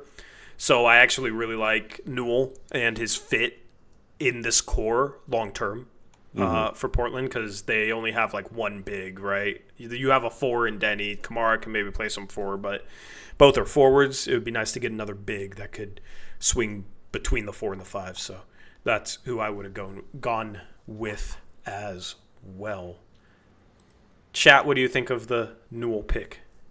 Let us know in the live chat. All right. At number 10, we have... This is where I'm really going to start thinking about like team fit, the type of player that they like, and that sort of stuff.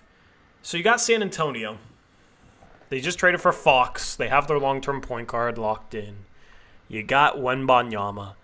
Wembanyama might be good to get another big where you could play him at the 4 with someone. But I don't know. You're just looking for pieces that fit around Fox and Wembanyama, preferably a shooter too. And this is higher than where I have this guy. But I just feel like he fits the Spurs perfectly. And his type of game is the type of game that would fit really, really well in San Antonio. I'm going to go Liam McNeely. All right. He's actually next on the board on the... I know. I drafted him. All right. Surprisingly, we have the Magic up next.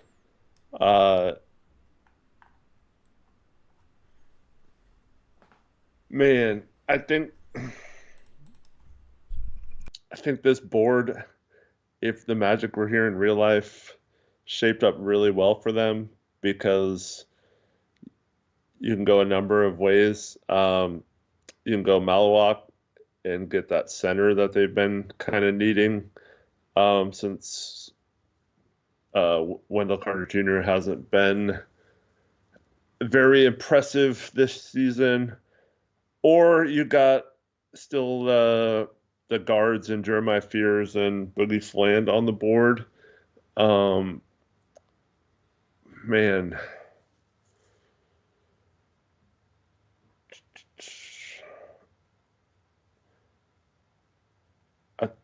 Oh, man. I think for them, I'm going to take Malawak.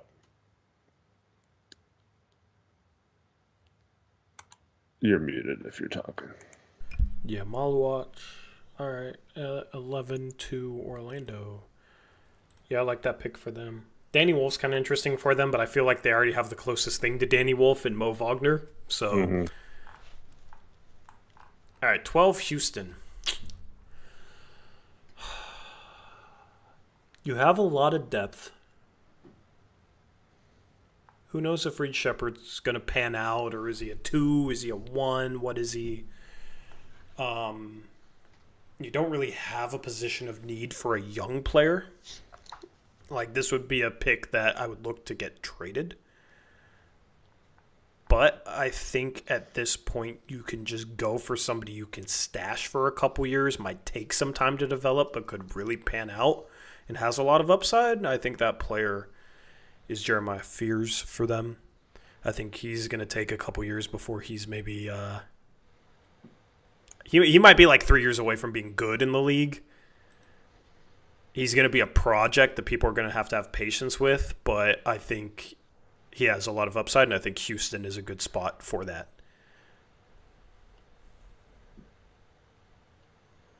All right, 13, we got Atlanta. All right. Van Vliet replacement? Yeah, basically, yeah. Man, I have no idea what they're going to do this summer.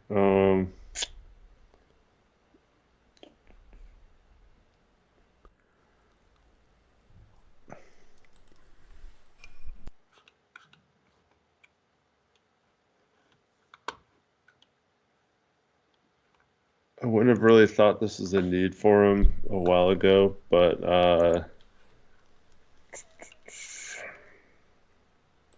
What's the need?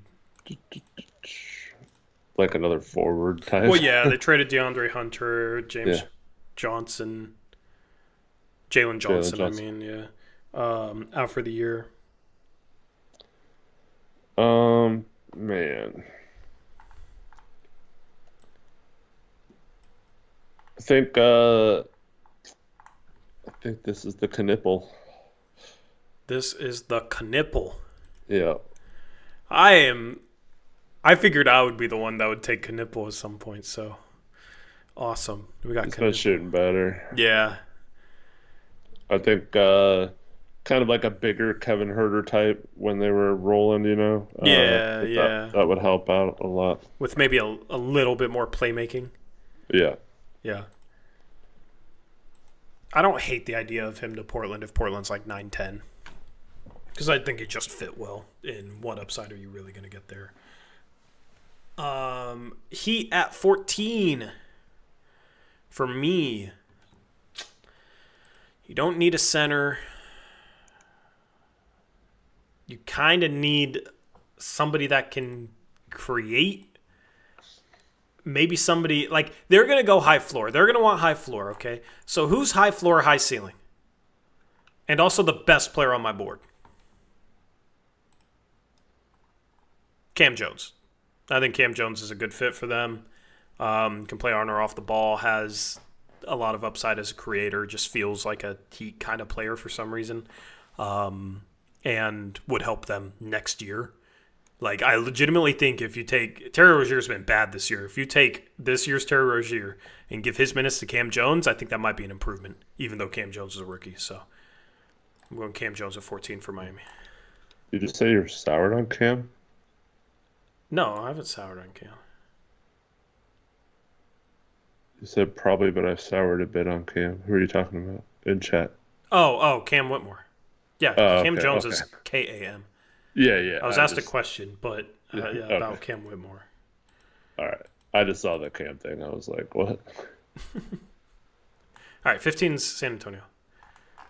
All right, San Antonio took a Liam McNeely earlier. Oh,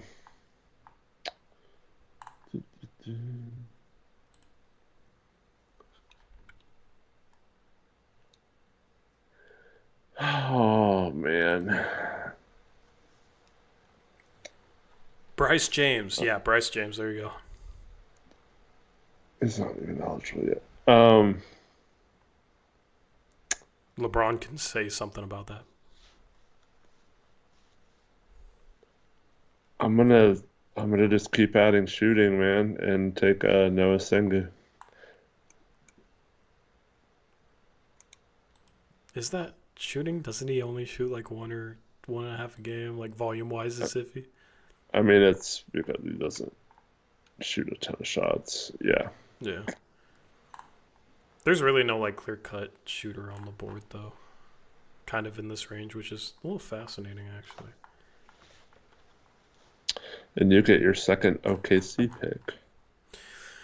Oh god. Okay, good. You get the next two. Took Derek Queen. I mean, who's just the top player on my board at this point? I don't know, man. They have so much depth at so many positions. If I were them, I'd trade this for future picks. For sure. For sure.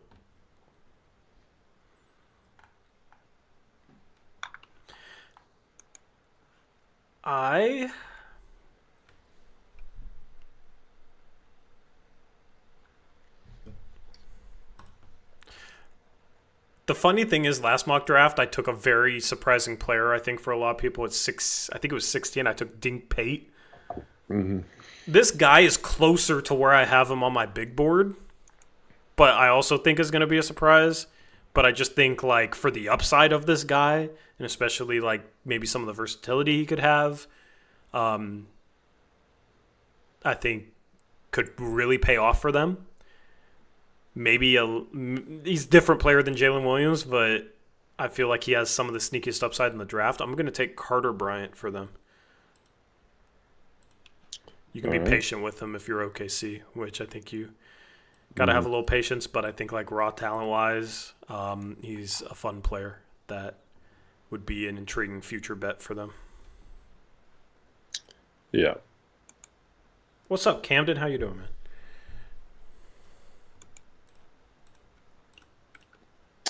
All right, so that leaves the Timberwolves at 17. Yep, Minnesota. Man, my top player on the board just does not. It just doesn't work with them drafting Dillingham last year. So I am going.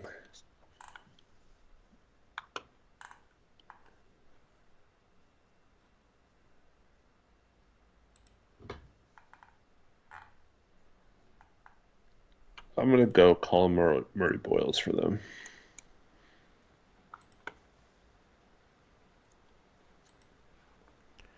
Alrighty. I have no thoughts on that pick. 0. All right, we got 18. We got Dallas. Oh, man. I feel like you'd like that player for Dallas, but I just don't like that player. I mean, you traded Luka for AD. You need shot creation. Where is the shot creation, though? That is the question.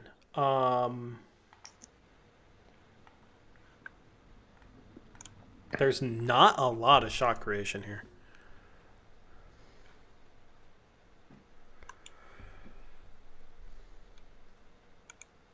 Like, Kyrie, weird fit. You probably want somebody to help you right away. You know who I'm going to take? Actually, I know who I'm going to take.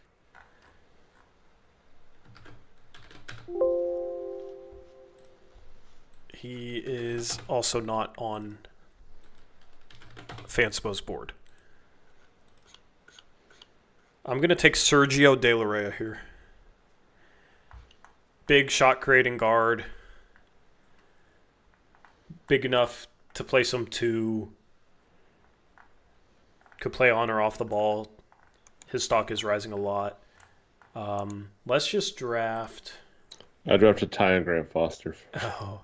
On my big board, I have Matthew Cleveland as Sergio De La Rey, so that's who I'm add notes here. Sergio De La Rey All right. 19, you got Brooklyn again. They took Ace Bailey at 3. All right, so I am ecstatic here for Brooklyn because I have someone top 10 on my board still on the Oh, no. board for. Go ahead. So I'm taking Boogie Fland. Oh, Boogie Fland. Okay, I respect Yeah. it. I respect it. I thought you were going So to say something. come out of this draft with Ace Bailey and Boogie Fland. I'm stoked, man. I do like Boogie Fland for that. The injury really kind Yeah. of ruined. Like, I had him top 10 too, and then injury happened, and there's just other things I wanted to see. So it's like, all right, he's not going to be able to show it coming off an injury like that. Not a great thing. So I've dropped him, but he does make sense for Brooklyn. I think we took him for Brooklyn in a previous mock draft too. All right. Yeah, at 20, we have Utah. They took Dylan Harper. All right, so I'm going to take Dylan Harper's teammate, Jordan Durkak. No, just kidding. Just kidding. The rest of that team sucks. All right, let me go back to my board. I think they would have been able to get some transfers once they got know, Ace and dude. Dylan commit. Yeah. What are they doing, man? So, out of the top 17 players on my board, there's only one left. And they've had rumors about trading Walker Kessler for forever. And they just need more upside on their team. I'm going to take Danny Wolf for them at 20. Backup center to Walker Kessler, good change of pace. And then if they ever trade Walker Kessler, like he's the new Miles Turner, then maybe Danny Wolf will give him a reason to. They're going to love that pick in Utah. I wasn't going to go there, but can't argue that. All right, 21, we got OKC. Your turn to figure out. They get Derek Queen and Carter Bryant, so. Yeah. I mean, it's probably someone Okay. they wouldn't. I don't even know. Like, they would not keep all 3 picks. That's the tough part with this. Yeah, OKC's definitely not keeping these picks. So I'm just going to take someone that Let's just say they were forced to keep them. What are you taking? So I'm just going to take someone that has some upside. I think would fit well if he develops, but they could be patient with him, much like you were saying with Carter Bryant, and that's Ben Seraph. Yeah, I don't hate this for Ben Seraph, even though I am just not a Ben Seraph believer.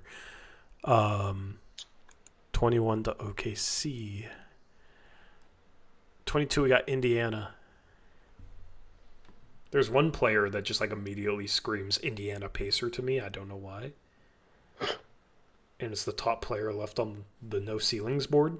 So, but I want to make sure I just need to look.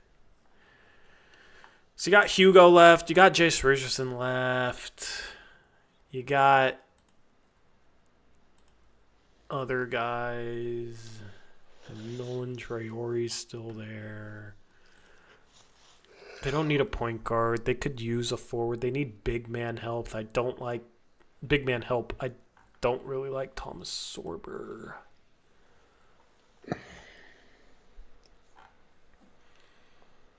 I don't really like any of the centers at this spot at all.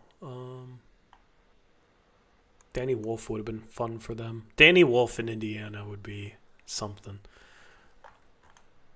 All right, I'll just take Rasheer Fleming, best player. Actually, he's not my best player on the board, but just feels like he makes sense for the Pacers. Defensive guy, they need some defensive help. 23, Atlanta, they took Colin Knippel at 13. All right. Do you think Ben Seraph is Killian Hayes a lot? No, Killian Hayes in his game are a lot different, and Killian Hayes was had borderline top 5 draft hype when he was taken. He was taken 7th, so Seraph isn't quite the same.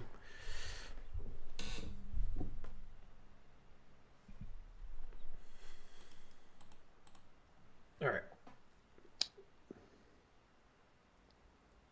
Danny Wolf would be nasty. Sanguine version 2. Yeah, I mean, his skills, if they pop, man, like he does some things that you don't see out of 7-footers entering the draft. So it's very intriguing for sure. All right. I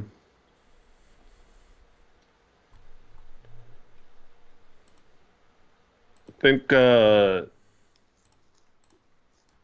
since they got a player that I think is fairly ready to play right away, I think there's a good spot for Hugo Gonzalez if he doesn't come over right away, or he takes some time to adjust to the NBA. It won't really affect him too much since this is their second Another pick. Jurisic that they're going to have. I'm just salty because that was my next pick, because Brooklyn... I have to pick for them at 24 and 26 and 36. I already got Ace Bailey and Boogie Flan, bro. I know. You better continue their awesome draft. Like, how many rookies do they need, though? All the rookies. No. Yeah.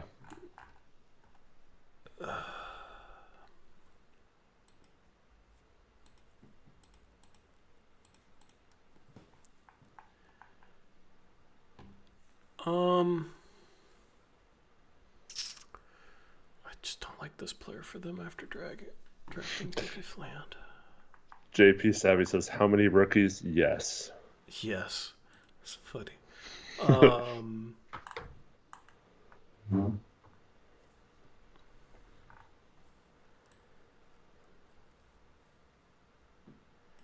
All right, I'm just going to draft upside, positional versatility maybe.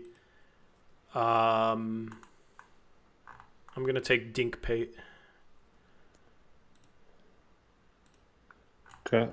6'8", plays really good defense, moves well, struggles to shoot the 3, but I think he has upside. So They got their new Zaire Williams. nah, he'll be better. I know. I'm just saying their new version. Rather have a 20-year-old version of Zaire Williams than a 26-year-old version or whatever he is now. 24. Mm-hmm. All right. At least you're not drafting him inside the lottery, too. 25 is Orlando. They took Maluach at 11.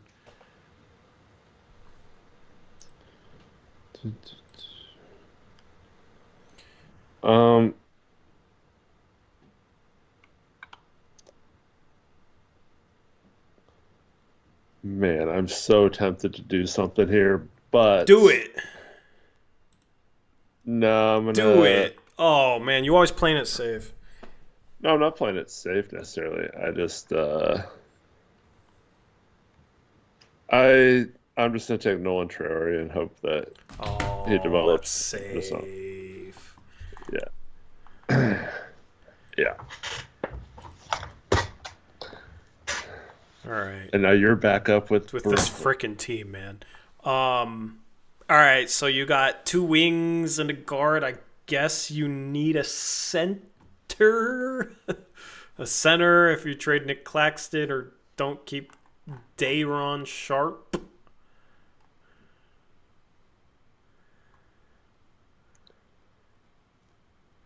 Yeah, I agree that I wish the Blazers had a pick in this range. I'm thinking about doing something crazy. Dude, it's Brooklyn. It's their 4th pick. I know. God. I mean, no, I need a stash a guy, bro. I need a stash a guy. That's not fun.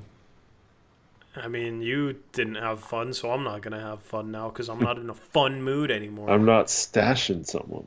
Well, I'm stashing someone because this is their 4th of 5 picks in the top 36. I'm going to take Noah Penda. All right.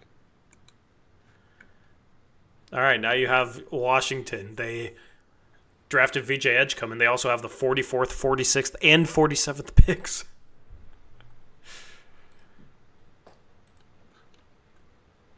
Jace Sorber. I'm not a Sorber fan. Where was... I do like Jace, though. I found Penda. I just don't like Jace on Brooklyn after taking Boogie Fland and having Cam Thomas.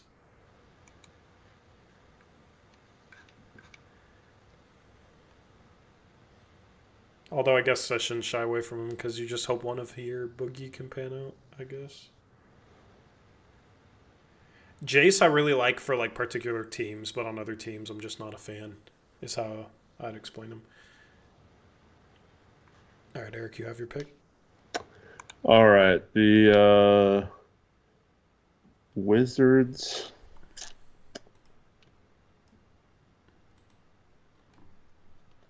I think I need to add some shooting to this Wizards lineup. You think? Ooh, they have picks. Okay, all right. Chat, Eric doesn't want to know what he wants to do. The question is what shooter. I'm just gonna take Isaiah Evans for them. Isaiah Evans. I forget he exists. I'm just like, go back to school and be a lottery pick next year. Yeah. Is he on the board? Although, yeah, he's down near like 58 or something, 60. Small forward. All right, there we go. What were you gonna say? But yeah, they'll have Cam Boozer and a bunch of other players on the roster next year. Yeah, I mean transfer probably. Yeah. Alrighty, 28 Boston. I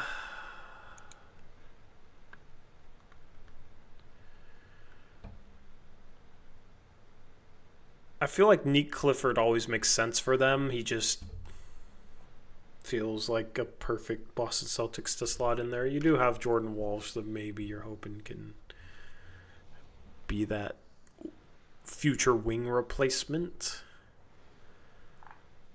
I do think at this point I'm gonna take Jace Richardson for Boston. I think that's a good fit. At some point you might lose Peyton Pritchard down the line. He has 4 years left on his deal, but or you end up starting Peyton Pritchard after you move on from Drew Holiday, and you got a lot of depth, but just getting a guy that knows how to play fits in seamlessly. If somebody gets hurt, could maybe play some minutes right away. I'm gonna take Jace Richardson for them. All right. Look at the Phoenix Suns. Wow, actually the Phoenix having Suns are here. They have a pick in this draft. Yep.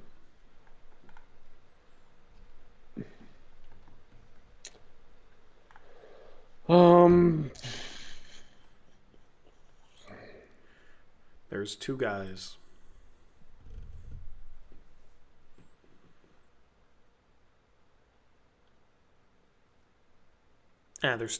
There's three guys.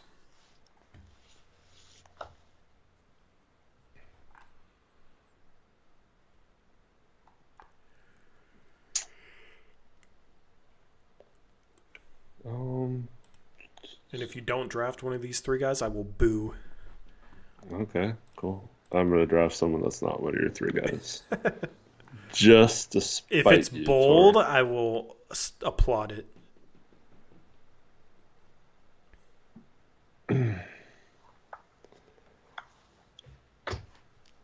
Oh man. Arrow, we already took Danny Wolf. Trust me, I wouldn't let him fall to 30. That's my guy.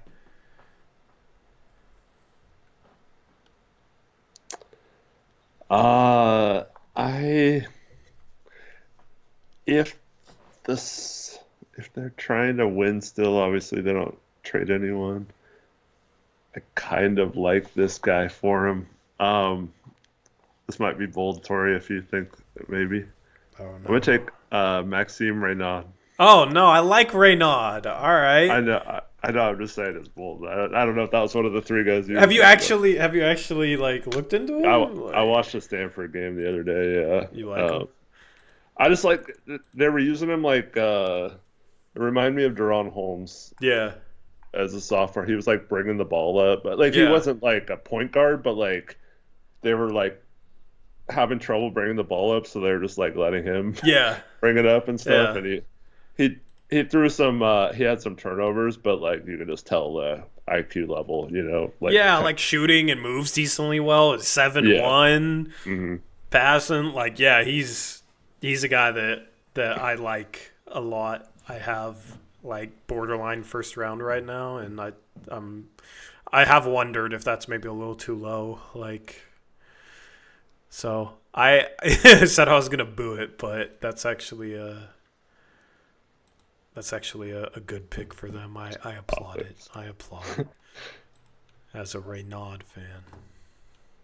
All right, 30. I got the Clippers. I mean, they have 1,000,000 wings now, and like no power forwards. I guess Kawhi's a power forward now, or Derek Jones. They really have like no power forwards. And Drew Eubanks is their backup center. They need a big man. I'm just gonna take the best big man on the board.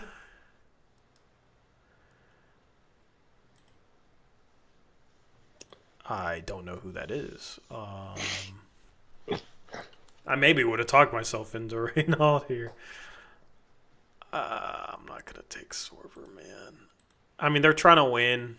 This guy, I'm gonna take Janai Broom. It's funny, it's like this is exactly where he is on No Ceilings Big Board. Yeah, 30th. Yeah, maybe play some 4, probably not. I don't know. It's a little weird, but he's probably a better backup center than Drew Eubanks. So there you go. All right, 31. You got Boston. They took Jace Richardson. All right.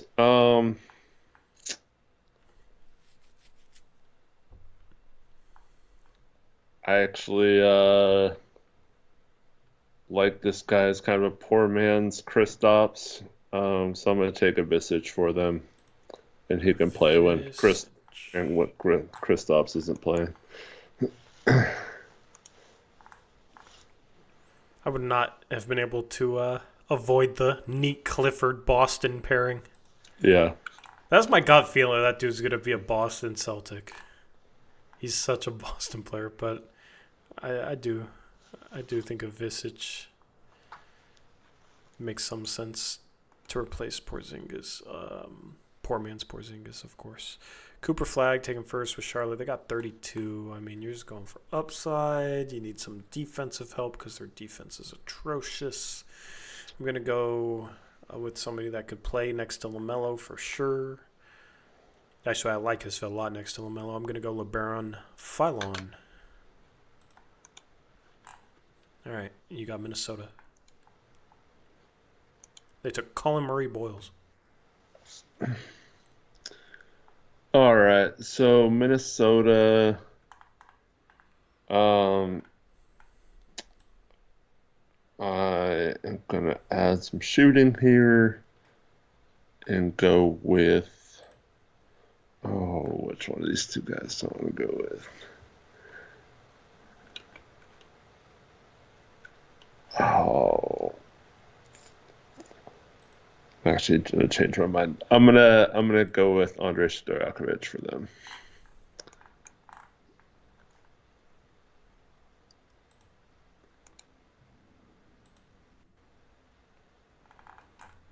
And then you got Charlotte back up. God, dude. Why does this keep happening to me?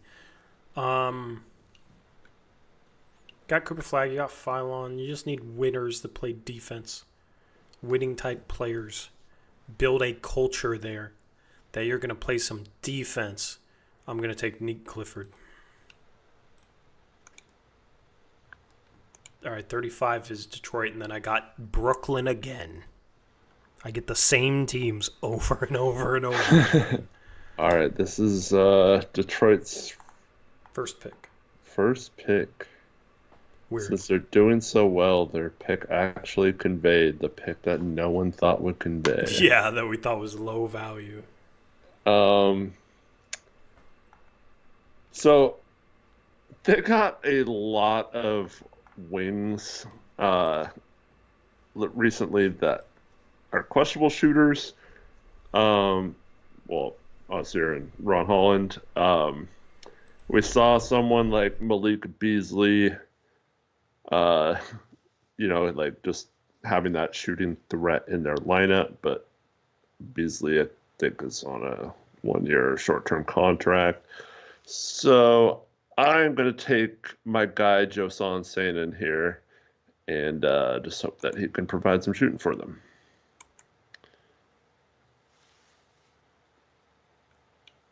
You're muted if you're talking.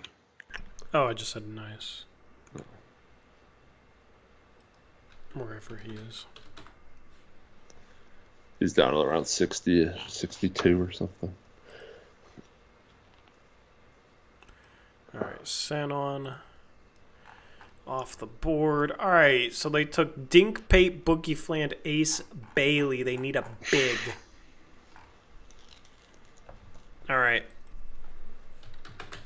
This is finally where I'll take my guy, all right? My guy. He's also not on the board. Okay.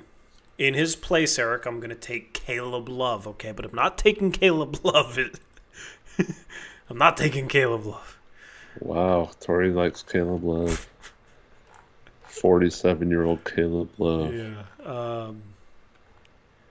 Is he even... Where is he even at? Okay, so the player I'm actually taking here is Alex Condon. Okay. Out of Florida. There's your big. Skilled, high upside, good field, big man. Might be able to play some 4. Oops.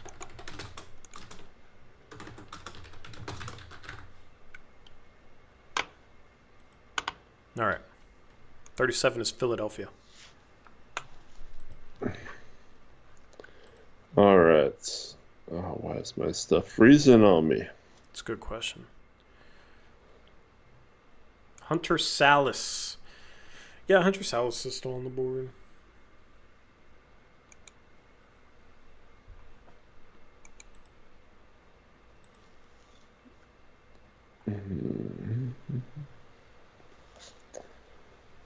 Carter Knox, Kevin Knox's brother.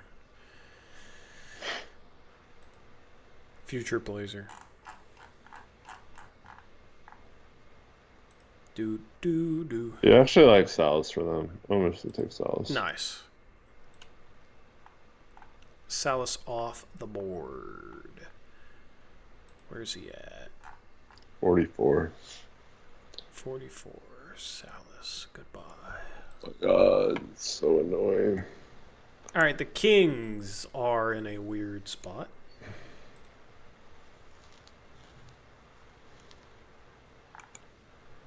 There's somebody I liked that I wanted to... Oh, you still have the arrow on the board. We're getting to the point where that would be a steal. All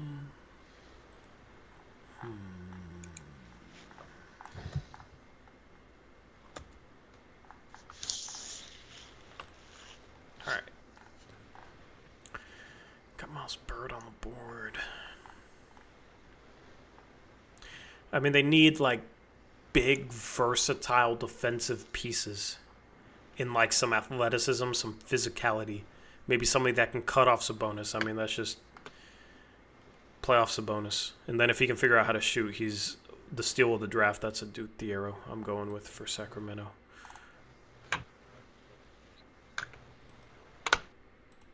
Are you good? Yeah, you are a little... You're lagging in and out.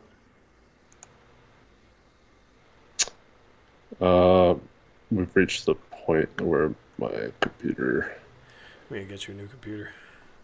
can't handle Fanspo. That's crazy.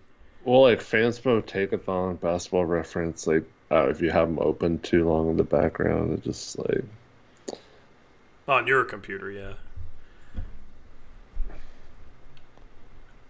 A do zero. There it is. All right. right, who am I? Toronto. Toronto. They got Demon. And Ingram and Barrett and Grady Dick and Agbaji and Jacoby Walter. They have so many wings, like wing forwards. It's Yeah. crazy. So let's add. Another one.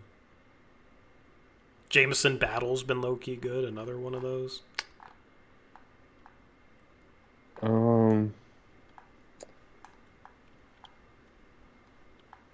You know what? I think this is a good spot for Xavier Lee.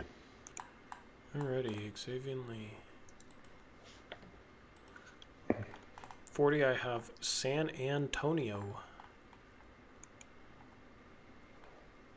Oh, that's the guy that I like that I have not moved up my board at all. Neely Sangue, I mean... Yeah, I lost my board because it just slows down my computer. This player just intriguing fit next to Wemby, big man, has some skill that maybe they could tap into. I'm gonna take Yaxel Lendenborg. Lendeborg, however you say his name. All right. I've almost taken him like 10 times in this draft. I did not think I'd be the one taking him. Yeah. I did not think you'd be taking Knipple and I'd be taking him. But I do think he's fun next to Wemby. Potentially, if he pans out. So, OKC's up next. They have Queen, Carter Bryant, Ben Seraph. I think at this point, you're just looking for value. Stash. Bogle Jub. We want Bogle Jub. All right. Yeah, I thought about a couple of. There's some decent talent on the board. Yeah. I'm just going to take Rocco Zakarski. All right. Zakarski goes here. All right. At 42, the Magic needs some shot creation. Ian Jackson makes a ton of sense. This is probably too low for him. But there you go. You get your shot creator, some upside there for Orlando. All right, 43, we got Golden State. The Warriors.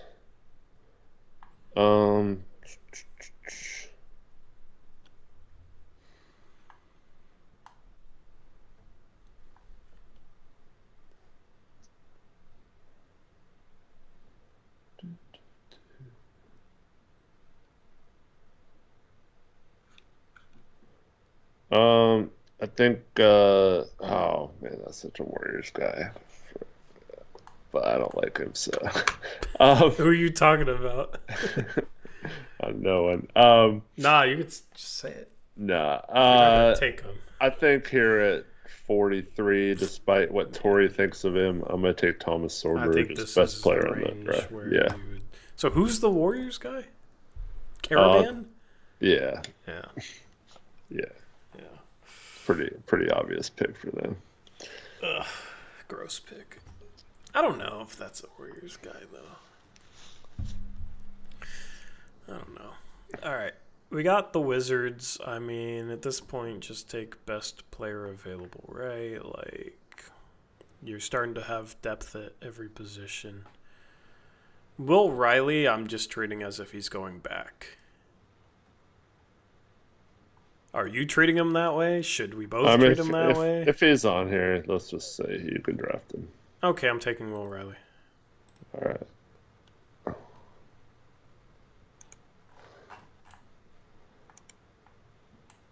Bulls 45th, Yakuchonis. They took with the 4th pick.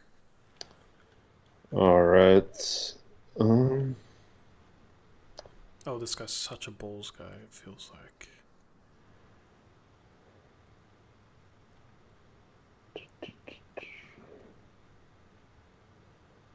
Just want to make sure I'm not missing anyone here.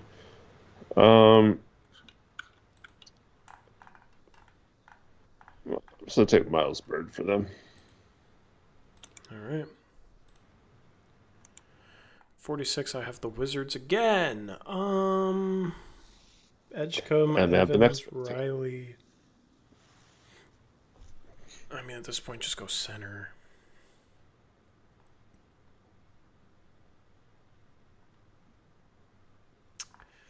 Yeah. Huge defensive upside. And can shoot a 3, maybe? I'm going to take Magoon Gwath. I don't know how familiar you are with Gwath, but Where is he on here? 51. 51.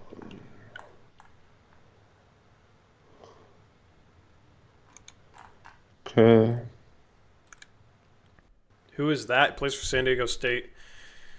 He's listed as 7 feet. Might be slightly shorter, but kind of raw, but like can kind of shoot. Let me check his numbers.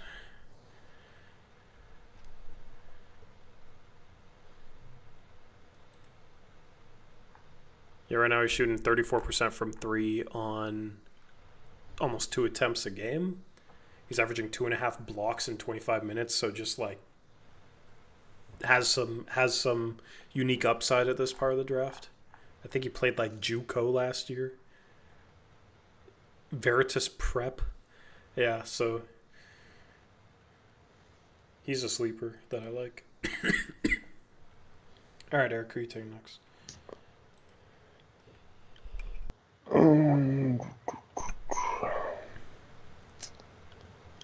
Man, I'm just gonna.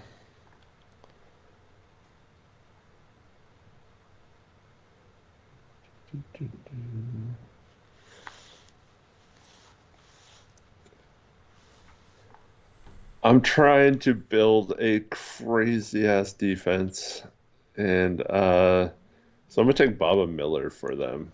You know, it's their 5th pick. I'm just gonna take a risk. Where is Baba Miller? I don't understand the Baba stuff, just to be honest. But has he been like killing it this year? I mean, he's like a a Jonathan Isaac type. Like, could really do a lot of things defensively, but doesn't put up much offensively. Yeah, he's at 65. Okay. They have Augustus Marcelonis at 64. That's wild. All right. St. Mary's. All right. At 48, I got Utah. And then I get to pick with them again at 50, bro. I'm getting pissed off. All right. At 48, I'm going to take... Man, you still got some players.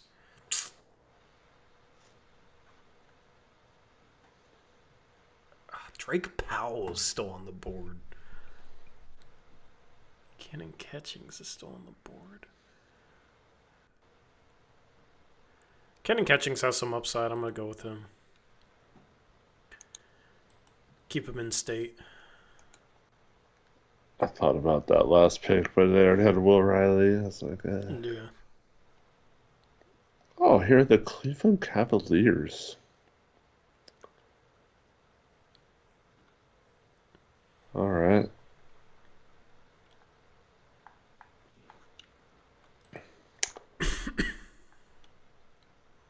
I'm going to take Caravan for them. I think it's a good fit.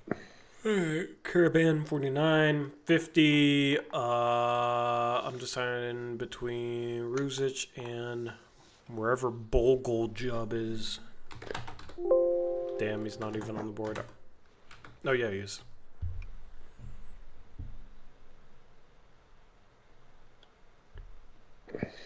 Yeah, do I want Ruzic more? Yeah, I want Ruzic more. I'm going to take Michael Ruzic just because it's their 4th pick.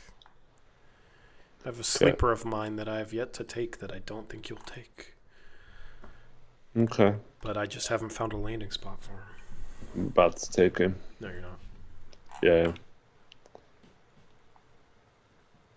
Because at 51, the Clippers take. I'm serious about taking Tori. All I'm right, not joking. take him. I think this. I think this is who you're talking about. Walter Clayton Jr. Nope, that's not who I was Oh, talking about. darn. But, Was I close? Do you like Walter Clayton? I mean, I like Florida a lot. Walter Yeah. Clayton is fun. All right. He can really score. 6-man maybe type of guy. I just don't know how he translates because he's just a little small for a shooting guard. Yeah. That's my only hang up on him. Where is he? Oh, there we go. Yeah, I'm a big Florida fan, man. They destroyed Auburn. At Auburn. Yeah. I watched that game too. All right, 52. This team took Rasheer Fleming. I mean, you don't really need any position. Although you could use big man depth. This is not my sleeper, but Ryan Kalkbrenner.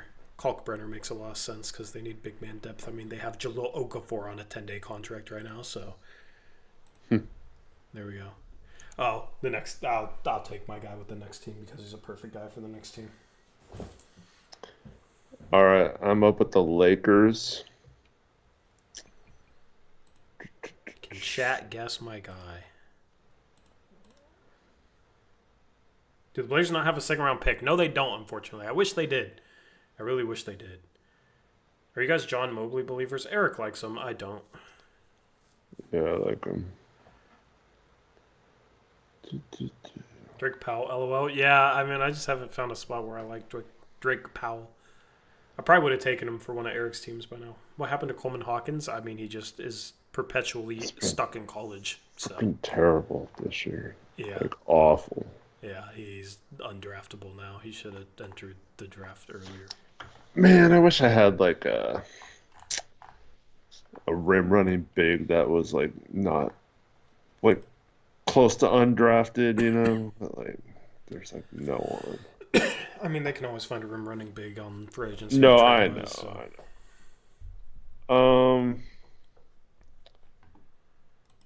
Even though they don't really need it, I'm going to take Tyrese Proctor, just value pick for them. I hate that spot for him. I feel like he's stuck behind like Reeves and Luka, and then LeBron could play some point. I feel like, yeah. I mean, LeBron's 40 years old. Yeah, true. But you got like Bronny too. I don't know. All right, Memphis 54. I really like this guy from Memphis. This guy's an intriguing player. I'm gonna take Darion Williams out of Texas Tech. All right. This year's Desmond Bane. All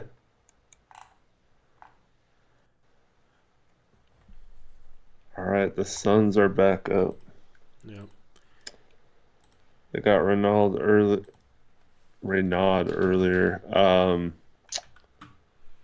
I was to take John Mobley for them. John Mobley for them? Yeah.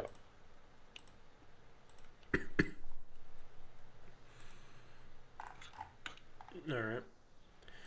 Yeah, Darion Williams, 6'6", 15 points, 5 rebounds, 4 assists. He's a career 39% 3-point shooter in college. 3-year college guy. 84% from the free throw line, career for college. Yeah, that's very similar statistical profile to Desmond Bane. That's a sleeper for sure. All right, 56, New York Knicks.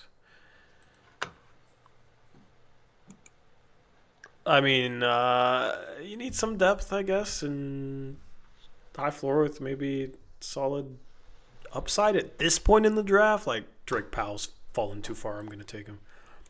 All right. 57, you got New York. New York's up again.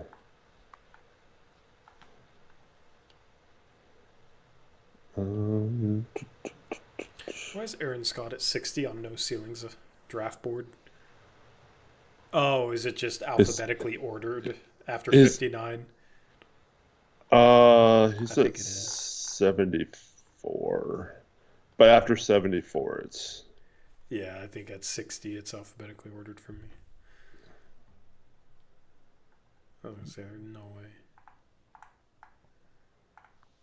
All right, 57. yeah, just make sure I didn't miss anyone I know here. who you should pick, given Cool. who you like. I'm gonna take Mackenzie Mbako. That's not Thomas Love.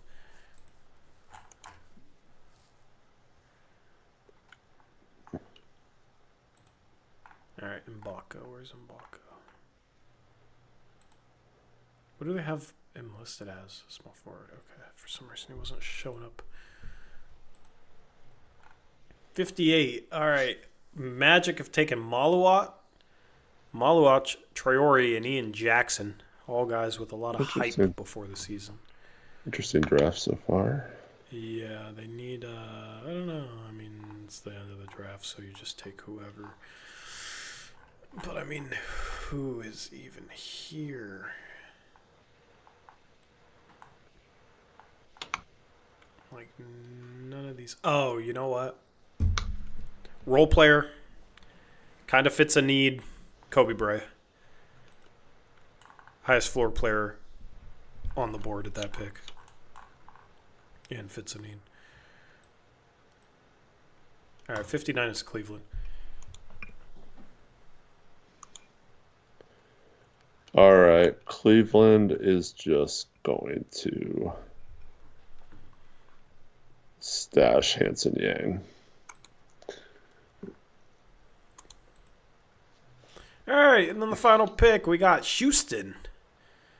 They took Jeremiah Fears.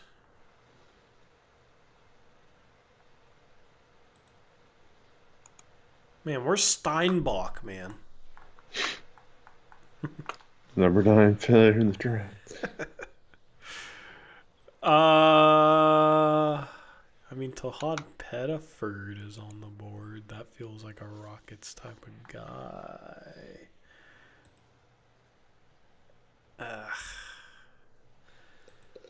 I'm just going to go with my guy, Bogle Jubb. All right. All right. That concludes the draft. Nice. So anything that stood out from this one for you?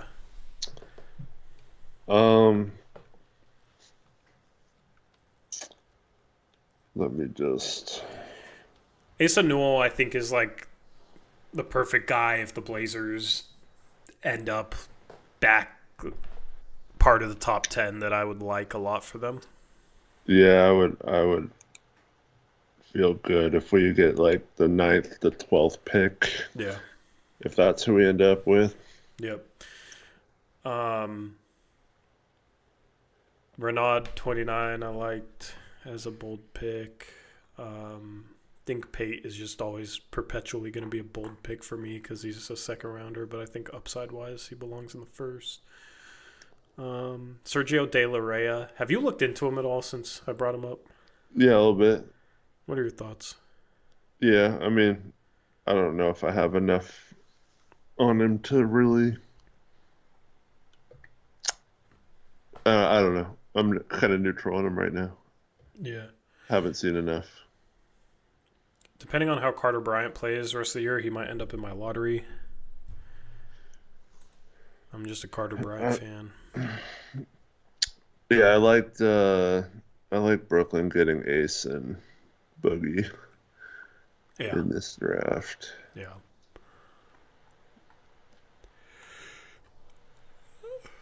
I like the Heat getting Cam Jones. I thought was a good pick too. Thanks. I think Charlotte building a defensive identity, hopefully, with Cooper Flagg, Phylon, Neat Clifford, Guath, right? That's who I had taken Guath, I think. No, that was Washington.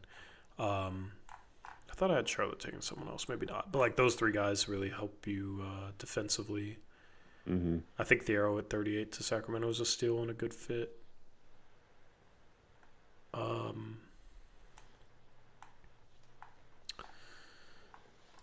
And then, yeah, I mean, Wizards just get, I think, crazy value.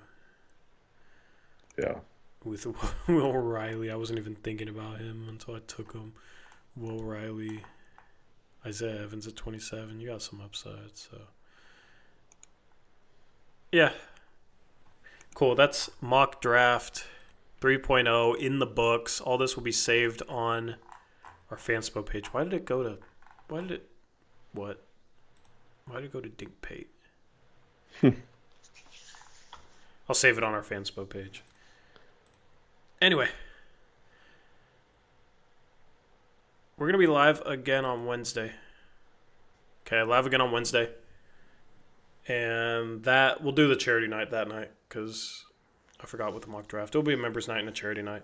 So a simple night. We might take a couple calls from channel members. If you're a channel member, tune in for that stream. We'll recap that game, and hopefully that game goes better than this one. We'll see what injury news we get after this debacle. Nice to put the bad taste out of our mouth and forget about this game and just do a mock draft, Yeah. This was brutal. Shout out to Klingen, though, career high. I mean, Klingen gets a career high, and we don't even talk about him, hardly at all. But just finishing plays, made a 3, which was nice. Had a couple lay-ins that he, took his time and finished, which was good to see. Got baptized a little bit by Jokic on defense, but offensively, I thought he was really active, moving around the basket, had a bunch of offensive rebounds as well. Yeah. Or some good offensive rebounds, maybe not a bunch, but I thought he was really good moving around the basket. And actually finished. Yep. I also think he's probably going to start next game, so I think him going up against Jokic is a good thing. Yeah, there's going to be some really bad moments, but it's a good challenge, good learning experience for him.